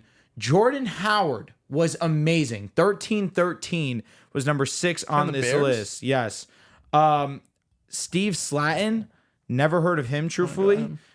He was pretty fucking good, though. I lost my list because I went backwards. But that was obviously a heater guess of guessing Alfred Morris. He was number 2. Najee Harris, 1200 flat. I was thinking, damn, I had Najee in my head and he slipped. At one Jeremy point I had Hill, Najee. 1127, LSU GOAT. Yep. Would've got him, but Yeah, and that's gonna be it. That was fun though. I was surprised that you guys didn't get it. Todd Gurley, we spoke about him for a when minute. you kept saying that, Miles Sanders and Swift came to my head. I wasn't Fair. even thinking about his fucking blind ranking. Now, if you want to do your trivia, you want to get into this forwards list. Listen. It's up to you. We're 2 hours 20 minutes in. The trivia, I like trivia. Is it long or no? What if we get into the What forwards is and the see title how of it? Most 40-point games in NBA playoffs. Are we doing like a top 10 of it? Top 15, call it there. Oh, yeah, we can do the Let's do the forwards. See how long it takes us. All right. I don't care. I just figured it out. All right, so I'll start us off with we're doing a top 10 small forwards in the NBA. Forwards. Bro didn't read the chat. He did. He doesn't read it. He doesn't. His phone is on D&D all day. We combined it. We undoubtedly said just forwards. We all 3 of us said forwards. All forwards is better. Forwards. Individually. We talk. Because there's too much variance in who could be classified as. I'll be honest. We should have done guards, forwards, and centers. All right, I'm just gonna give my small forwards list, and I'll just comment on yours. That just blew mine. Nah. Just do the forwards list. So come up with it Let on us the go first spot. and you do it. Because maybe you'll piggyback. So I'll go first. Just start with number 10. 10? Start with number 10. Pascal Siakam. Okay. Oh, I didn't even put Pascal on this. I put him as an honorable mention. Oh, wow. Number 10, I had Zion Williamson. I'll be on. Okay, I forgot to be honest. Can we just do small forwards, please? No, small forwards suck. It really does. The list I have is not bad players. Bro, we talked about it last episode, and then we talked about it in the chat. Take your phone off fucking D&D, and you could read it. I think Zion's the only name I missed. All right. And Pascal. Because with small forwards, I mean, I think LeBron is a small forward, bro. He's not. He played so much power forward last year. I know, but that's because Anthony Davis has to play center. They're all just forwards. If you get a center, LeBron has been a small forward his entire career. He has, but this past season, well, not true. I'd argue 2020 he was a point guard. I'd argue that these past few seasons he's been a power forward. And then Jason Tatum, he played power forward, but he's more of a small forward. Shit, now I'm like, did I miss somebody? That's why I said just do forwards. I think, and Kevin Durant is a power forward. He plays that position, but it's because the Suns and what they got, So at 10 for me, it's Pascal. Okay, at 10, I had Zion Williamson here. I like Pascal Siakam. He's one of my honorable mentions. I had Zion high. Zion Williamson is 10. Now that I remembered to put Zion on my list, I'm like wondering how the fuck I missed him, because I was going through just all of the forwards. ESPN has just their forward. Well, this is just power forward. That's why I'm an idiot. At 10, I would have J-Dub. Jalen Williams is my 10th. J-Dub's in your top 10. He's better than Pascal. I think that's a conversation. J-Dub is tough because the name I actually just the one that came out because I put Zion in would be Scotty Barnes. Because I think Scotty being a number 1 compared to J-Dub being a number 2, but being so efficient, that's where it's hard to compare them, because I think J-Dub on that Raptors team, I don't know if he has the skill set Scotty does, but also is Scotty really a 1? You know what I mean? So I know J-Dub as a 2 is an elite number 2, although Scotty would probably be great. They'll both be my honorable mentions. All right. Scotty Barnes was on my honorable mention. I fixed my list. Scotty and J-Dub would both be my honorable mentions. Me too. But number 10, I do have Pascal Siakam. Okay. Right here. Should I just get right into 9? 9. Number 9, I do have Paul George. 9 is also where I have Paul George. 9 is where I have Boncaro. 9 is where I have Paulo. I would have Poncaro over Pascal Siakam. Genuinely forgot about him. I have Paulo at 8, though. I would put Paulo at 10. I would put Pascal as my honorable mention. I hate that I'm doing this. So you'd have Paul George over Paulo? Damn, you're right. I have PG over Okay. I actually, my list is shaping out similar. I have Zion 10, Paulo 9, Paul George 8. Okay. I think that Paulo needs to have a more efficient season. PG's just a clear better shooter. Yeah, and I think Paul George has just had more longevity to his career, and he deserves the. You know what? I can't do a would you rather when it comes to rankings, because Paul George is definitely better. However, I would take Boncaro over. I would That's too. fair. To start my team, I would take. I think everyone PG's would. just more scalable at the moment. So Paulo Boncaro will be my 10. I do have Paul George at my 9. Who's your 8? My number 8. This is where I do have Jimmy Butler. Did you give your 8, Dehls? 8 is Paulo. 7 is where I have Zion. Okay, 8 was Paul George. 7, I have Jaylen Brown here. Oh, well, Brother. We didn't list him as a small forward. The thing is, we We did had him Jaylen last- we Brown had in the him last in the episode. Okay. I would have understand if Drew I do put him have there, Jaylen Brown but on my we all list. had him as a guard. You're funny for that. I'm not No, gonna lie. I double dip. I double dip for sure with Jaylen Brown. Just know Jaylen Brown was behind. If I'm taking him out, then I'm putting. That's where Pascal or Man, Pascal, So that means Scotty. a number 10 got to be there. Lauri Markkanen was also a name that I want to get in here, but I couldn't. Let me ask you. You Now, think Lauri wouldn't be my top 10 though. number 10 is where I think we're gonna have like Lauri's some fringe, differences? though. He is. Pascal Siakam was your 10s. Yes. He would, yeah. Is he better than Scotty Barnes? I think so. Yes. Like as of today, yes. I think he's. Do you better. think he's a better player or better number 2? better player? Who? Pascal. Versus Better number Scotty. 2 too. I still would honestly. take Pascal. I think Pas- Pascal's a better number 2 than J-Dub. Pascal was the best player on the Raptors when all three, him, Anunoby, and Scotty Barnes were on the same team. Pascal's Yeah. pretty good on Indiana when he got was, to he his was. adjusted his role. And he changed their defense, or although Lauri minor. Markkanen. Pascal. Pascal, but that one is really fucking close. That one's close. That's honestly a coin I have flip. to see Lauri in a winning situation. And I think this is close too, but I have a feeling he doesn't go with Pascal. But Pascal and DeMar DeRozan. Pascal. Defensively, DeMar just plays nothing. I'll be honest, DeMar may be my least favorite player. Not like watching him, but in terms of just like and in the playoffs, I think When I Siakam just clears. did the small forwards list, DeMar was dead as like number 6. That's why I had to do like, he's for let's do sure. forwards, But bro. he played the 4 last year though. I have DeMar in my 10. So if I'm taking out For Jalen small Brown, forwards. 10 is Pascal, 9 is Zion, 8 is Paulo, 7 is Paul George. All right, easy. This is because my Top seven, 6, I think this is where I get to like the superstar my level. 7 spot is Zion Williamson. Okay, so 7 was my it. 10 is Pascal. My 9 is Boncaro. My 8 is PG, and my 7 is where I got Zion. I respect that. All right, we all got Zion at 7. You got Zion at 10, right? I have Zion at 9. What? Oh, you had him at 9. Okay, Yes. that's not too bad then. All right, at my 6th spot, this is where I would have Jalen Brown. I would have Jimmy Butler here. I have Because I Jimmy didn't have Butler at Jalen 6. Brown as a small Yeah, forward. I took Jalen Brown out of my list just because they gave me shit. So Jimmy Butler I have at 6. This is where I have At 5, Kawhi. This Kawhi. is where I have Kawhi. I think the top maybe will get a little dicey with me and you. Well, the top 5 is easy. The top 5 is easy. The order All right, is let's go in We- order. don't Let's we go in know order. what the top Joel, five is? let's do it. At Hold the on. same time. All right, we can do that. Okay. Joel, I think you and I can From do it at number the five, exact from same. number All five. right. So what do we do? These All right, are let's the go. top 5 forwards. We're saying it in at the same exact time. Make my day. order. Come on. Riv, Number 5. Drew, All right, here and we go. me will say it at the same time. All right, number 3, 5. Whoa, where the fuck am I? You're out of this. Wait. So we're going 5 to 1. All right, 3, 2, 1. Kawhi Leonard. Tatum, KD, LeBron, Giannis. Casuals.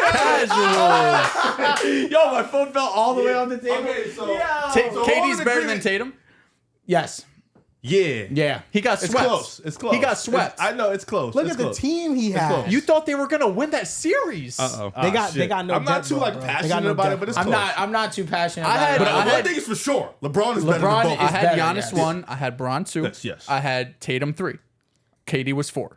I mean, KD's what? But Tatum's 4 for me. KD's KD averaged 29 this past year. I'm fucking On dead. incredible efficiency. I'm glad that we bodied our top 5 list. And KD's a two-way player too. He plays defense. He does. He plays. He doesn't defense. play defense better than Tatum. Tatum's No, a he better don't. defender. I think Tatum's a better But KD's a playmaker better right now. offensive player. I think Tatum offensively, he's not as efficient as KD, but I think he's a better Nowhere near. playmaker. KD's a better scorer by far. Everything. Yeah, for sure. Like everything scoring wise, I'm taking like Kevin I think the Durant. gap that KD Defensively has is on close. scoring is like much further away than their gap in playmaking. Agreed. Agreed. And defensively, it's close. Yeah. Like KD's still a great defender. KD's still a great defender. No, I wouldn't say it's KD, close. if KD was in I think- Tatum's role, he could do the same thing. Nah, I think Tatum's more switchable. No, I think can Tatum. guard I think 1-5. Tatum's No, guarding the but perimeter Tatum better. is stronger than Kevin Durant. also- KD's a lot guarding longer. fives. He's lengthier. He's a great rim protector. Like So KD's a is- better rim protector than Tatum. Tatum, and Tatum listen, is I just think- as long, bro. I was gonna say Not than All Kevin right, maybe Durant. not Kevin No, Durant, okay. but he's he's if Tatum's a stronger. 10. If KD's a 10, Tatum's a 9. hell no. Nah, that's cap. That's cap. That's cap. That's cap. That's cap. That's cap. Lengthy? KD's Nah. maybe 7 He's foot called with a the Slim 7'3" Reaper, wingspan. brother.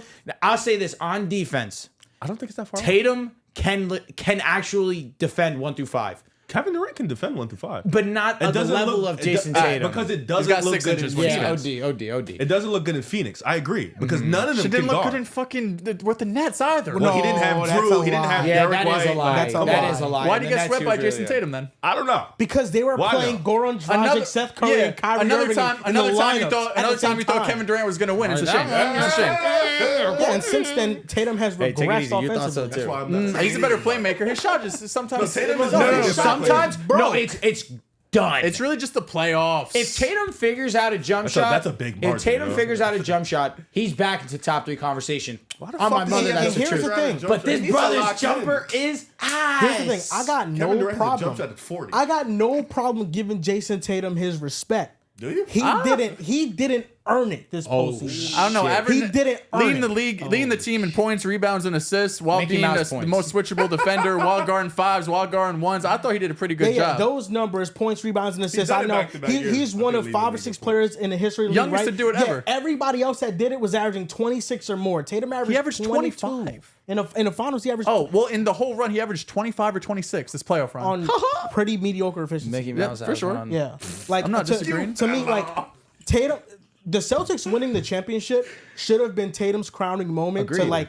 showcase I'm one of the Nah, but it's 3 not because best players in the Jason world. Tatum, he ain't a me guy, he a we guy. Jaylen Brown, you got this ring 2024, 2025. This is my time to get that ring. He's going to get the MVP. He's going to get all of Jason it. Tatum. All I know is the one on the championship team was most definitely not Jason Tatum. That's all I'm gonna say. Let me ask you something.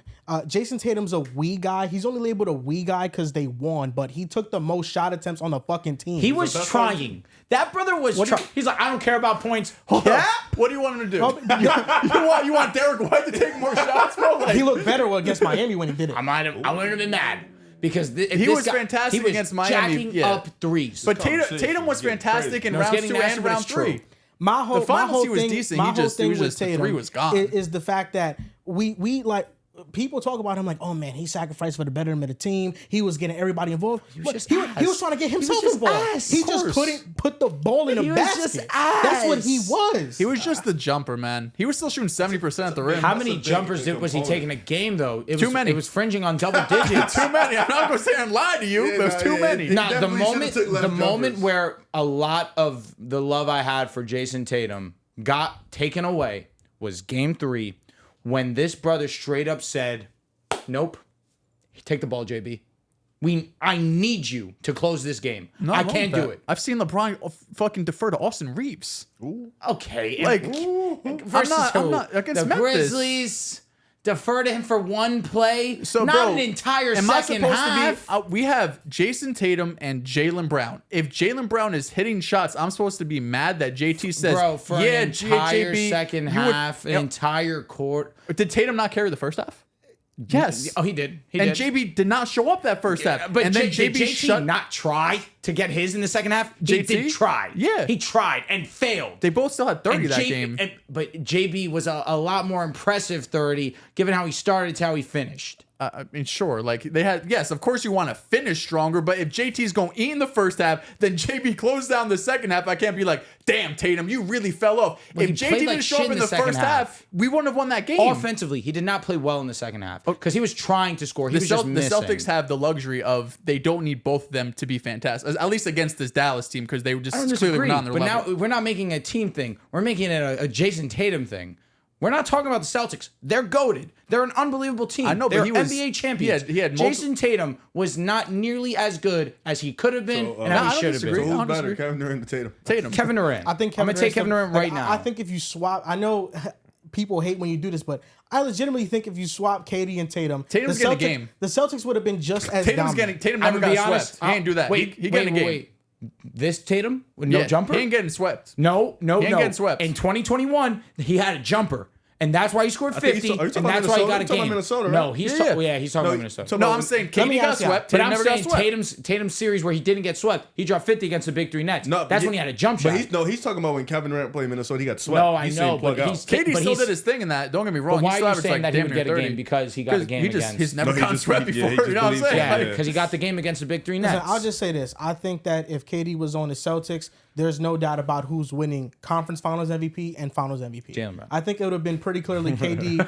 KD would have averaged like 27, 28 on 30. great efficiency. He's averaging 30. No, he's averaging 30 He's for averaging sure. 30. I mean, Tatum averaged 30 and 10 in the conference finals and didn't get it. Well, no, Kevin Durant's shooting 50, 40, I mean, like he's the most 88. efficient player fucking in NBA history. I don't disagree with that. Yeah, I just think he's better than Tatum right now. Not wrong. It's Kevin I Durant. disagree. Listen, wholeheartedly. Tatum. That brother's This was ass. supposed to be his moment to Tatum? really solidify Like Kevin himself. And I'm not saying that Tatum didn't. I mean, listen, he won a championship. It is what it is, and that boosts up his legacy tremendously. But he has to have a run where everybody with eyeballs watching feels like he's moving us. And I feel like Celtics fans are lying to themselves if they felt moved by that finals. This was a Chauncey Billups-esque championship. Chauncey Billups, for the expectations he had. I know. It's different expectations. No, that's killing me. No. Don't ever disrespect Chauncey shit. Yeah, no. This ain't that. No offense to Tatum, but this ain't that. They went up and they beat Kobe and Shaq. This ain't that. We beat Luka. Oh my! I was about to call you. Hold up! I've been told Luka's the best player in the world. I've been told Luka gonna be a top 5 player ever. All this shit, he got smacked around out there, man. They smacked Kobe and Shaq. Yeah, shout out. They both clear Luka. Don't get me wrong. They clear Luka. Just what I've been told by some people on the show, some people on the internet. Sanctioned a few steps. Luka's supposed to be one of them ones, man. I was expecting more, competitive series. That's all. Crying. Yeah, listen. If Tatum just he just doesn't need to settle. He settles too much. That's really what it is. Especially, listen, if the threes were falling, take your fucking threes. If the threes aren't falling, get to the fucking rim. Tatum has Paul George syndrome. It's literally what it is. He takes terrible shots, pretty nice. Oh, step back. Here we go. Sidestep. It's not going to go in. That shit is ugly, too. It doesn't look pretty. Like his jumper's definitely gotten less it's ugly. Fluid over the years. Can I share? Bro's just in the fucking gym. At least with PG, it's pretty.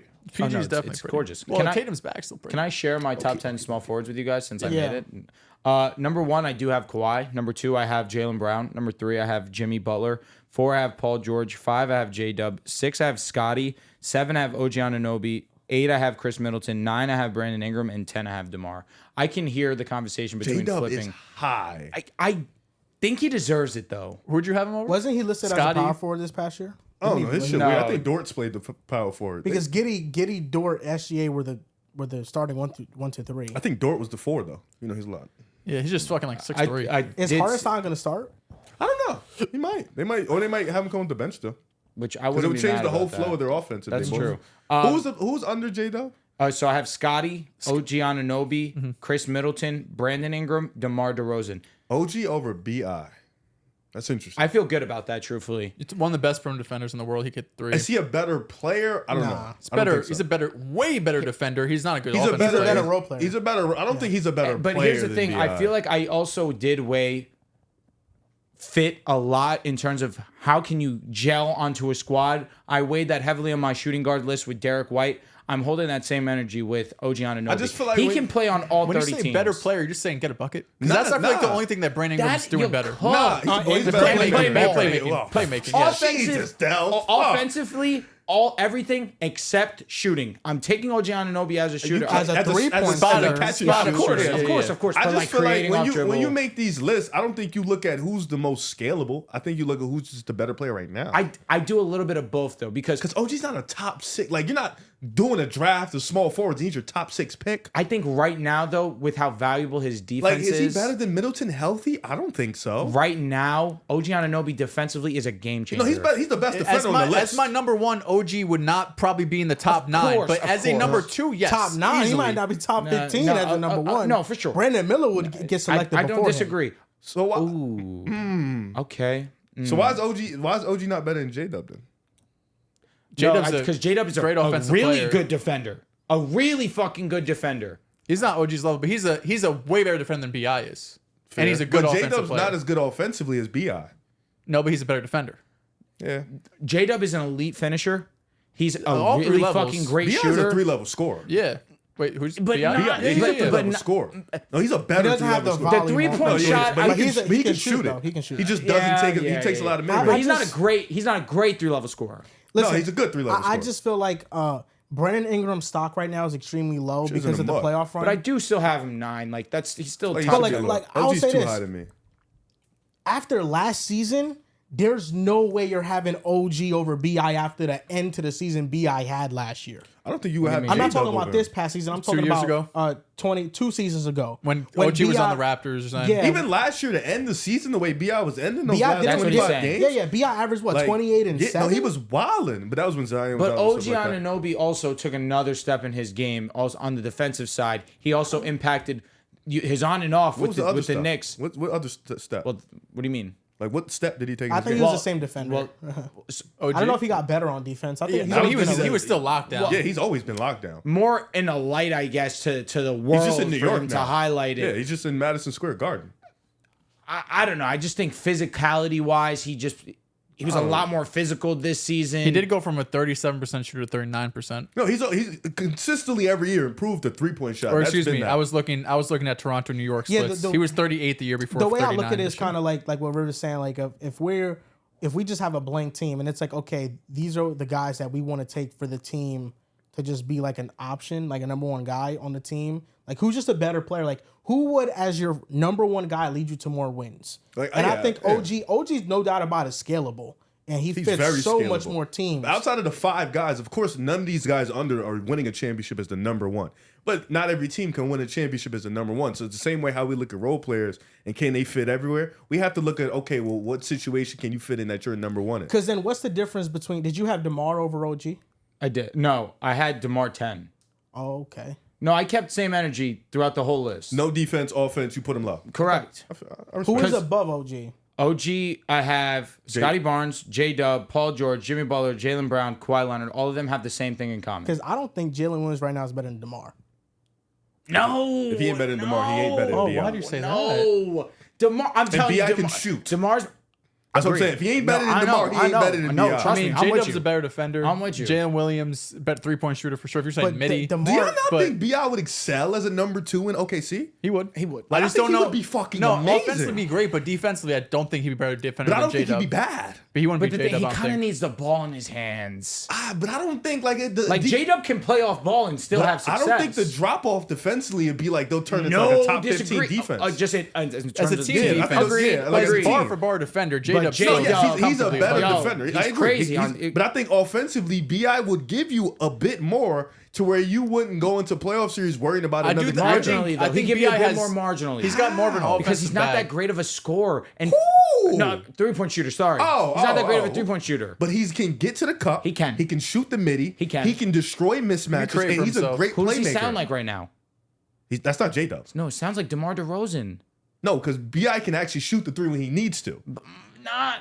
No, he can. No, he can. No, Compared he to can. like DeMar, What is he shooting, compared like to DeMar, 30, it's not 34, close. 30? No, he's like a 37, 38% 3-point shooter. If B.I.'s shooting 37, 38, I'd have him way higher on my list. No, I'm pretty sure he is. I could be wrong. I'm searching it up right now. If B.I. shot 37, 38, shake your hand and I'll move him up 5 spots. That's how strongly I'm So feeling. BI this past season 35.5%. Year before, on 39. 4 attempts.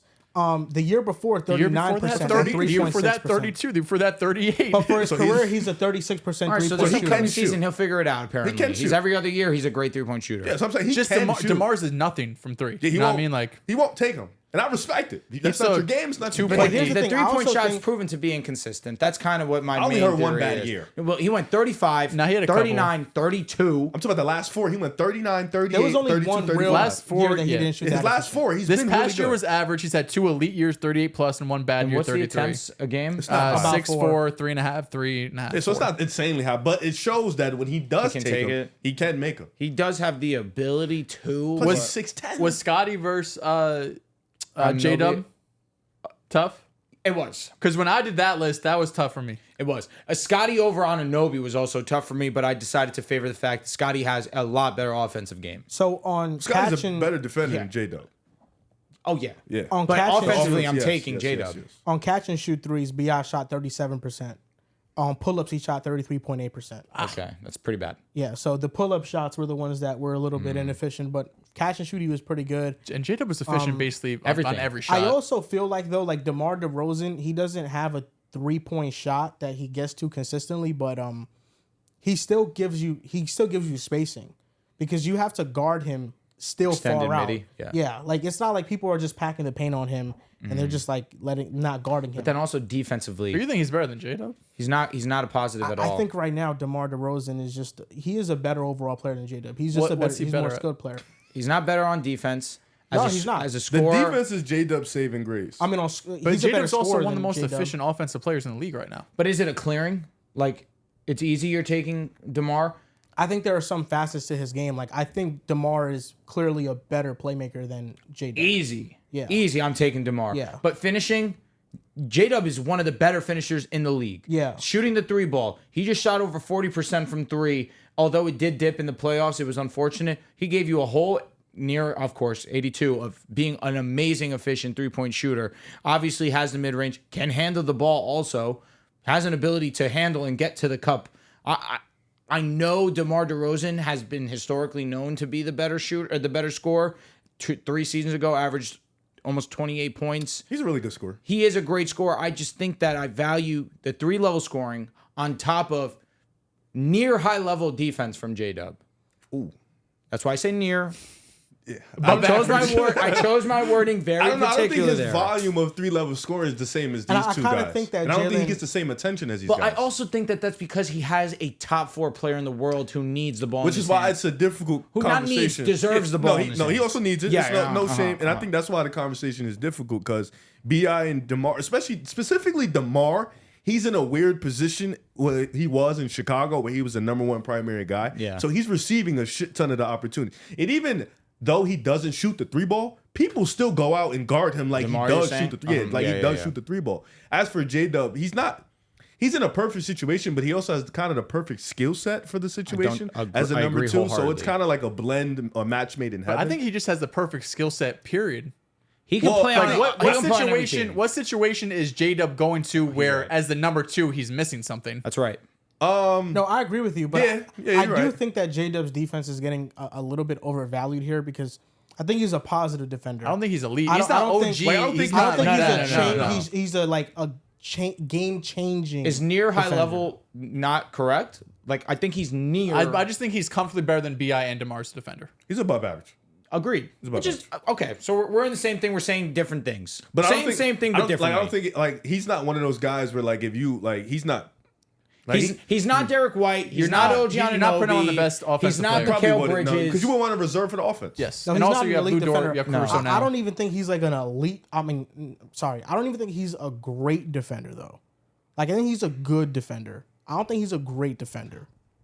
So we don't get caught in semantics. I think he's a good to great. I think he's good to great. He has that capability. Stamp it. Good to great. Yeah. Because I think the way he plays passing lanes is really good, and Agreed. You know, he's able to stay in front and use his body against bigger players, but you put him out in perimeter, he's not going to keep up with nobody that is agile and quick. Like that's just not what he's going to do. Yeah, nah. That's fair. It's a good conversation. I do think J-Dub probably at the end of the year probably be better than these guys, but B.I. did come off a bad year, so the stock is in the mud because last year we wasn't Did you thinking. have And B.I. also- over J-Dub in this? I didn't have J-Dub in it. I didn't have B.I. Last year, but I B.I. did was in a forwards. different conversation. than this. I'll also say this. I just did forwards. Though, so I ain't had Bi's either one. injury concern is getting too real for me. Like Laurie or J-Dub. It's close. Laurie's better. I would think take Laurie. Laurie's But better. is Laurie a 4? Well, I'm Yeah, thinking my yes. list is He's a straightforward. Yeah. Fair. I would take Laurie. That was close. I would take Laurie. And this Because is I think not, Laurie and B.I. aren't. Off as defenders. I've also felt this very passionately. Laurie is the perfect number 2 because he does not need the ball in his hand. He's an unbelievable catch and shoot shooter. Yeah, but I think a number 2 needs to have some sort of creation at some point. And I don't did think Clay? Well, that's just a different perfect situation. Yeah. I think like for most situations, and I'm not saying Laurie can't do it, but just we haven't seen an semblance of advanced creation. Like Andrew Wiggins, did he really have any? No, he usually. But attack Draymond was closeouts. their secondary creator. Yeah, and Draymond, and then we have Steph. Okay. When you have like an all-time player, it's like a lot You know different. what? That situation was also super It's different unique, because yeah. you had Poole scoring at a Yeah, crazy you got like 3 or 4 clip. dudes that are just like rapidly doing shit at a clip. and it's not me saying that Jalen Williams can't be better. I just think like as of right now where we currently stand, I think there's more forwards that are a little bit more skilled than him right now. I may be upset with how he ended his season against Dallas, but that doesn't take away from how he performed against the Pelicans. had a And that good doesn't season. forget. I don't forget about how he Regular performed the season's entire fantastic. regular Yeah, season. like if this was This a is a would year you 2 rather, player. Yeah. You know what I mean? Like Exactly. Yeah, The if fact this- they even took this leap. if this was a would you rather, like I'm saying him over like almost everybody. I would take him over 'cause it's everybody huge. you just said. Probably. Yeah. I agree. But like just like pound for pound, just who's better right now? Yeah, I think I still got to give it to DeMar. I want to see how DeMar looks with the Kings. He's finally on the team that can. DeMar's going to give you his 24, 25. Easy. That's going to be there. But how's He's he gonna look averaging in the other 25 end? on the Kings? He's averaging 25 on the Kings? I don't know. They have a lot of I I think 21? 21 to he can 23. still, like, my He'll have point is- games where he's the yeah, lead he can scorer for still sure. like Yeah, he'll he have still 30 is balls. capable of 60 to 7 Let me games, ask you a 25 question: a game. Who's closing the game, Fox or him? Sometimes it can be DeMar. Yeah, in the regular season, whoever it has the can be worst DeMar. defender on Yeah. him. It can be That's Fox. Good statement. Yeah, It's going to be one of the two. Yeah, for sure. Two of the best they closers have in the two game. in the regular season. They have 2 of the best closers in the game in the Yeah, regular season. yeah, for sure. sure. Now to finish off the pod, I want to ask you guys a question. I'm gonna Nice create conversation. a connected franchise Madden league, and in years past, I have just done normal teams. But I'm kind Fantasy of draft? I'm tinkering with the thought of a fantasy draft just because, now you make things a little bit fair for everybody. Everybody gets like an even playing field. Are you going to do a draft with 32 heads, though, bro? That's what I'm thinking. I feel like the back end gets ass players. I've seen someone, I think maybe it was MMG. He did a draft with 8 people, then invited everybody else. If you want to do just half the league or something like that. Because 32 heads, you're drafting around, it's going to take like 3 hours. You know what I mean? And the people be walking away, going to the bathroom. Do you remember when I drafted the 2K league? Bro, that shit took a lifetime. Yeah, and that was fucking, 2K. Dude like me, I'll fall asleep. 2K looks good. They have the players now have go-to shots. Bro, 2K does look decent. I'm not going to lie. Clean. I'll get it when it goes on sale, maybe, but I'm not getting it. It actually looks. Don't You you know what just it may game have service taken? money? I game sure. I But think are you getting on he does. PlayStation? Split it. I'm probably gonna. I mean, it was about time they added go-to shots. Do you know what I think may The have been a defense page looks turner? good. Yeah, in fact, Kenny saying he was done with the game may have sparked them to go to another level. Wow. Kenny came out, He does have that actively type of dropped pull. a video and said, "I'm not buying another 2K That's good. until they fix this shit." Yeah, because it was shitty. And it's fair. And it's sad to hear that because I genuinely loved this game. I loved playing the game, I should say. I didn't think it was as terrible. But people love my league. That is what they go to 2K for. fire. And that's But fair. they probably the didn't best thing to change play. much I about love my league. If they I'm don't guessing. change that shit, I'm done. But I think you like the I idea doubt of just they playing with changed your my friends. league. You want to know bro. why? The fact it's- I can get a 5 and I can go run. That's really it. It's really just I can play with my friends. I like my league better because with my career, it's just really been the same shit since they dropped it. I love building teams. You get a player, you start from a low overall, you buy VC, you grind badges, and with my league, it's just every year the rosters are different, and you just have so much. My career is tough, bro, because it just feels just so sweaty that I'm not someone who's gonna put 50 hours into my mod player, so I'm never gonna be a 99, have all these badges so and much. shit. I'm a dude that walk in and like, yo, I got a game today, my league. I played the Jazz today. Tough. I Yeah. can play it in 2 days. Like like right now, my team, I'm the Utah Jazz. I have Steph. I traded for him. This is 2 years later. What was the trade? I sent like a number 1 pick and a 4 pick. And then I sent like Keontae George. I had Mad Cap. I have Cooper Flag. I drafted him the year after. My team is team's OP. awesome. Yeah, it's Cooper, Laurie, Steph. We're here. You know why I enjoyed my career? And then, sorry for cutting you off. I hadn't played 2K in forever. My last 2K that I played in my career was 2016. And so it was fun to be pretty bad at the game and work to being fringe amazing at it. So that's like what, a 7-8 year gap? Yeah. So it kind of went that long. So it's not old to you. It was just new. It was a new correct. That's experience kind for of you. when you said that, I was like, you know what? That's fair. Every So year you it's didn't get the bullshit in between. exactly. Yeah, I was playing when they dropped 2K18. Yeah. And then they That was the started Kyrie adding the cover? fucking city and all this bullshit. Like I was there for that too. No, That yeah. shit's dreadful. I liked it when you were just able to go to the park and just play basketball. Then they started adding all these goddamn stores Mascots and shit. you just gotta walk so much. The G mascots Herbo was count. in 2K18. Yeah, Man, now. NBA My League, they have eras that you can play in My League. So you can start from the 2010s, the 2010, the Steph era 2011 now. season. I'm playing in the 2000s era, the Kobe's era, and I'm playing with the Timberwolves because I found out recently that Chauncey Billups was on the Timberwolves, and in the playoffs he averaged 22 with KG. They lost in the first round though. And that offseason, because they had this other point guard named Terrell Brandon who was coming off an injury, they chose to let Chauncey walk. You tweet this. And Chauncey went to the Pistons, and 2 years later was Finals MVP. And Terrell Brandon never played again for the Timberwolves. It was an awful move. Are you upset that they called it the Steph era and not Steph KD? No, I don't really care. I know mean, you're a it's, KD it's, No fan. KD era. it's the Harden's in the worst. picture because he's one of the losers. Isn't it? Yeah, he's one of the 5 best players in the era. That's 5 what he is. biggest losers. Yeah, and in the Timberwolves right he one now, of the 5? my team. Yes, he is absolutely. Now that era for sure. Is he? Yeah, absolutely he is. Bron, KD, Steph, Kawhi. Harden, that's the 5. Fuck, he's there. And AD, Harden's better than he Kawhi. should have been up there, but AD be on Harden's bullshit. better than Kawhi. Yes. No, he's not. Yes. It's a conversation for another day. Peak we for are peak, you're almost tweaking, gang. Me? No, this guy. No. OD. No, I mean, listen. Harden faced a team Stop. that was healthy, and then Stop. Kawhi I'm not faced going the in. no I KD promise. I'm not Warriors. going in. Please, I won't please. go in. I won't. But this is what I was gonna say. My team with the Timberwolves, I have Kevin Garnett, I have Chauncey Billups, I have Wally Zerbiak. Was Castle there at the time? Sam Cassell? No, he wasn't there. wasn't there? He wasn't there. And I traded for Brent Berry. So Really? I have fucking mad spacing around Kevin Brent Garnett. Berry's like an NBA street legend from what I remember. I feel like he was in that game. That was Yeah, like KG. him and Wally Zerbiak are shooting 40% from Wally three. was a Billups is snipe. shooting well. I surrounded KG with modern era spacing. It's Love that. unbelievable. Just Yeah. pulled the John Moran. I gotta check. And that's going to do it strap. And the show, for episode 402 of the Pick Aside Podcast. You guys can follow us on Twitter at Pick Aside Pod, on Instagram and TikTok at Pick Aside Podcast. Thank you guys for watching, and we'll see you guys next time.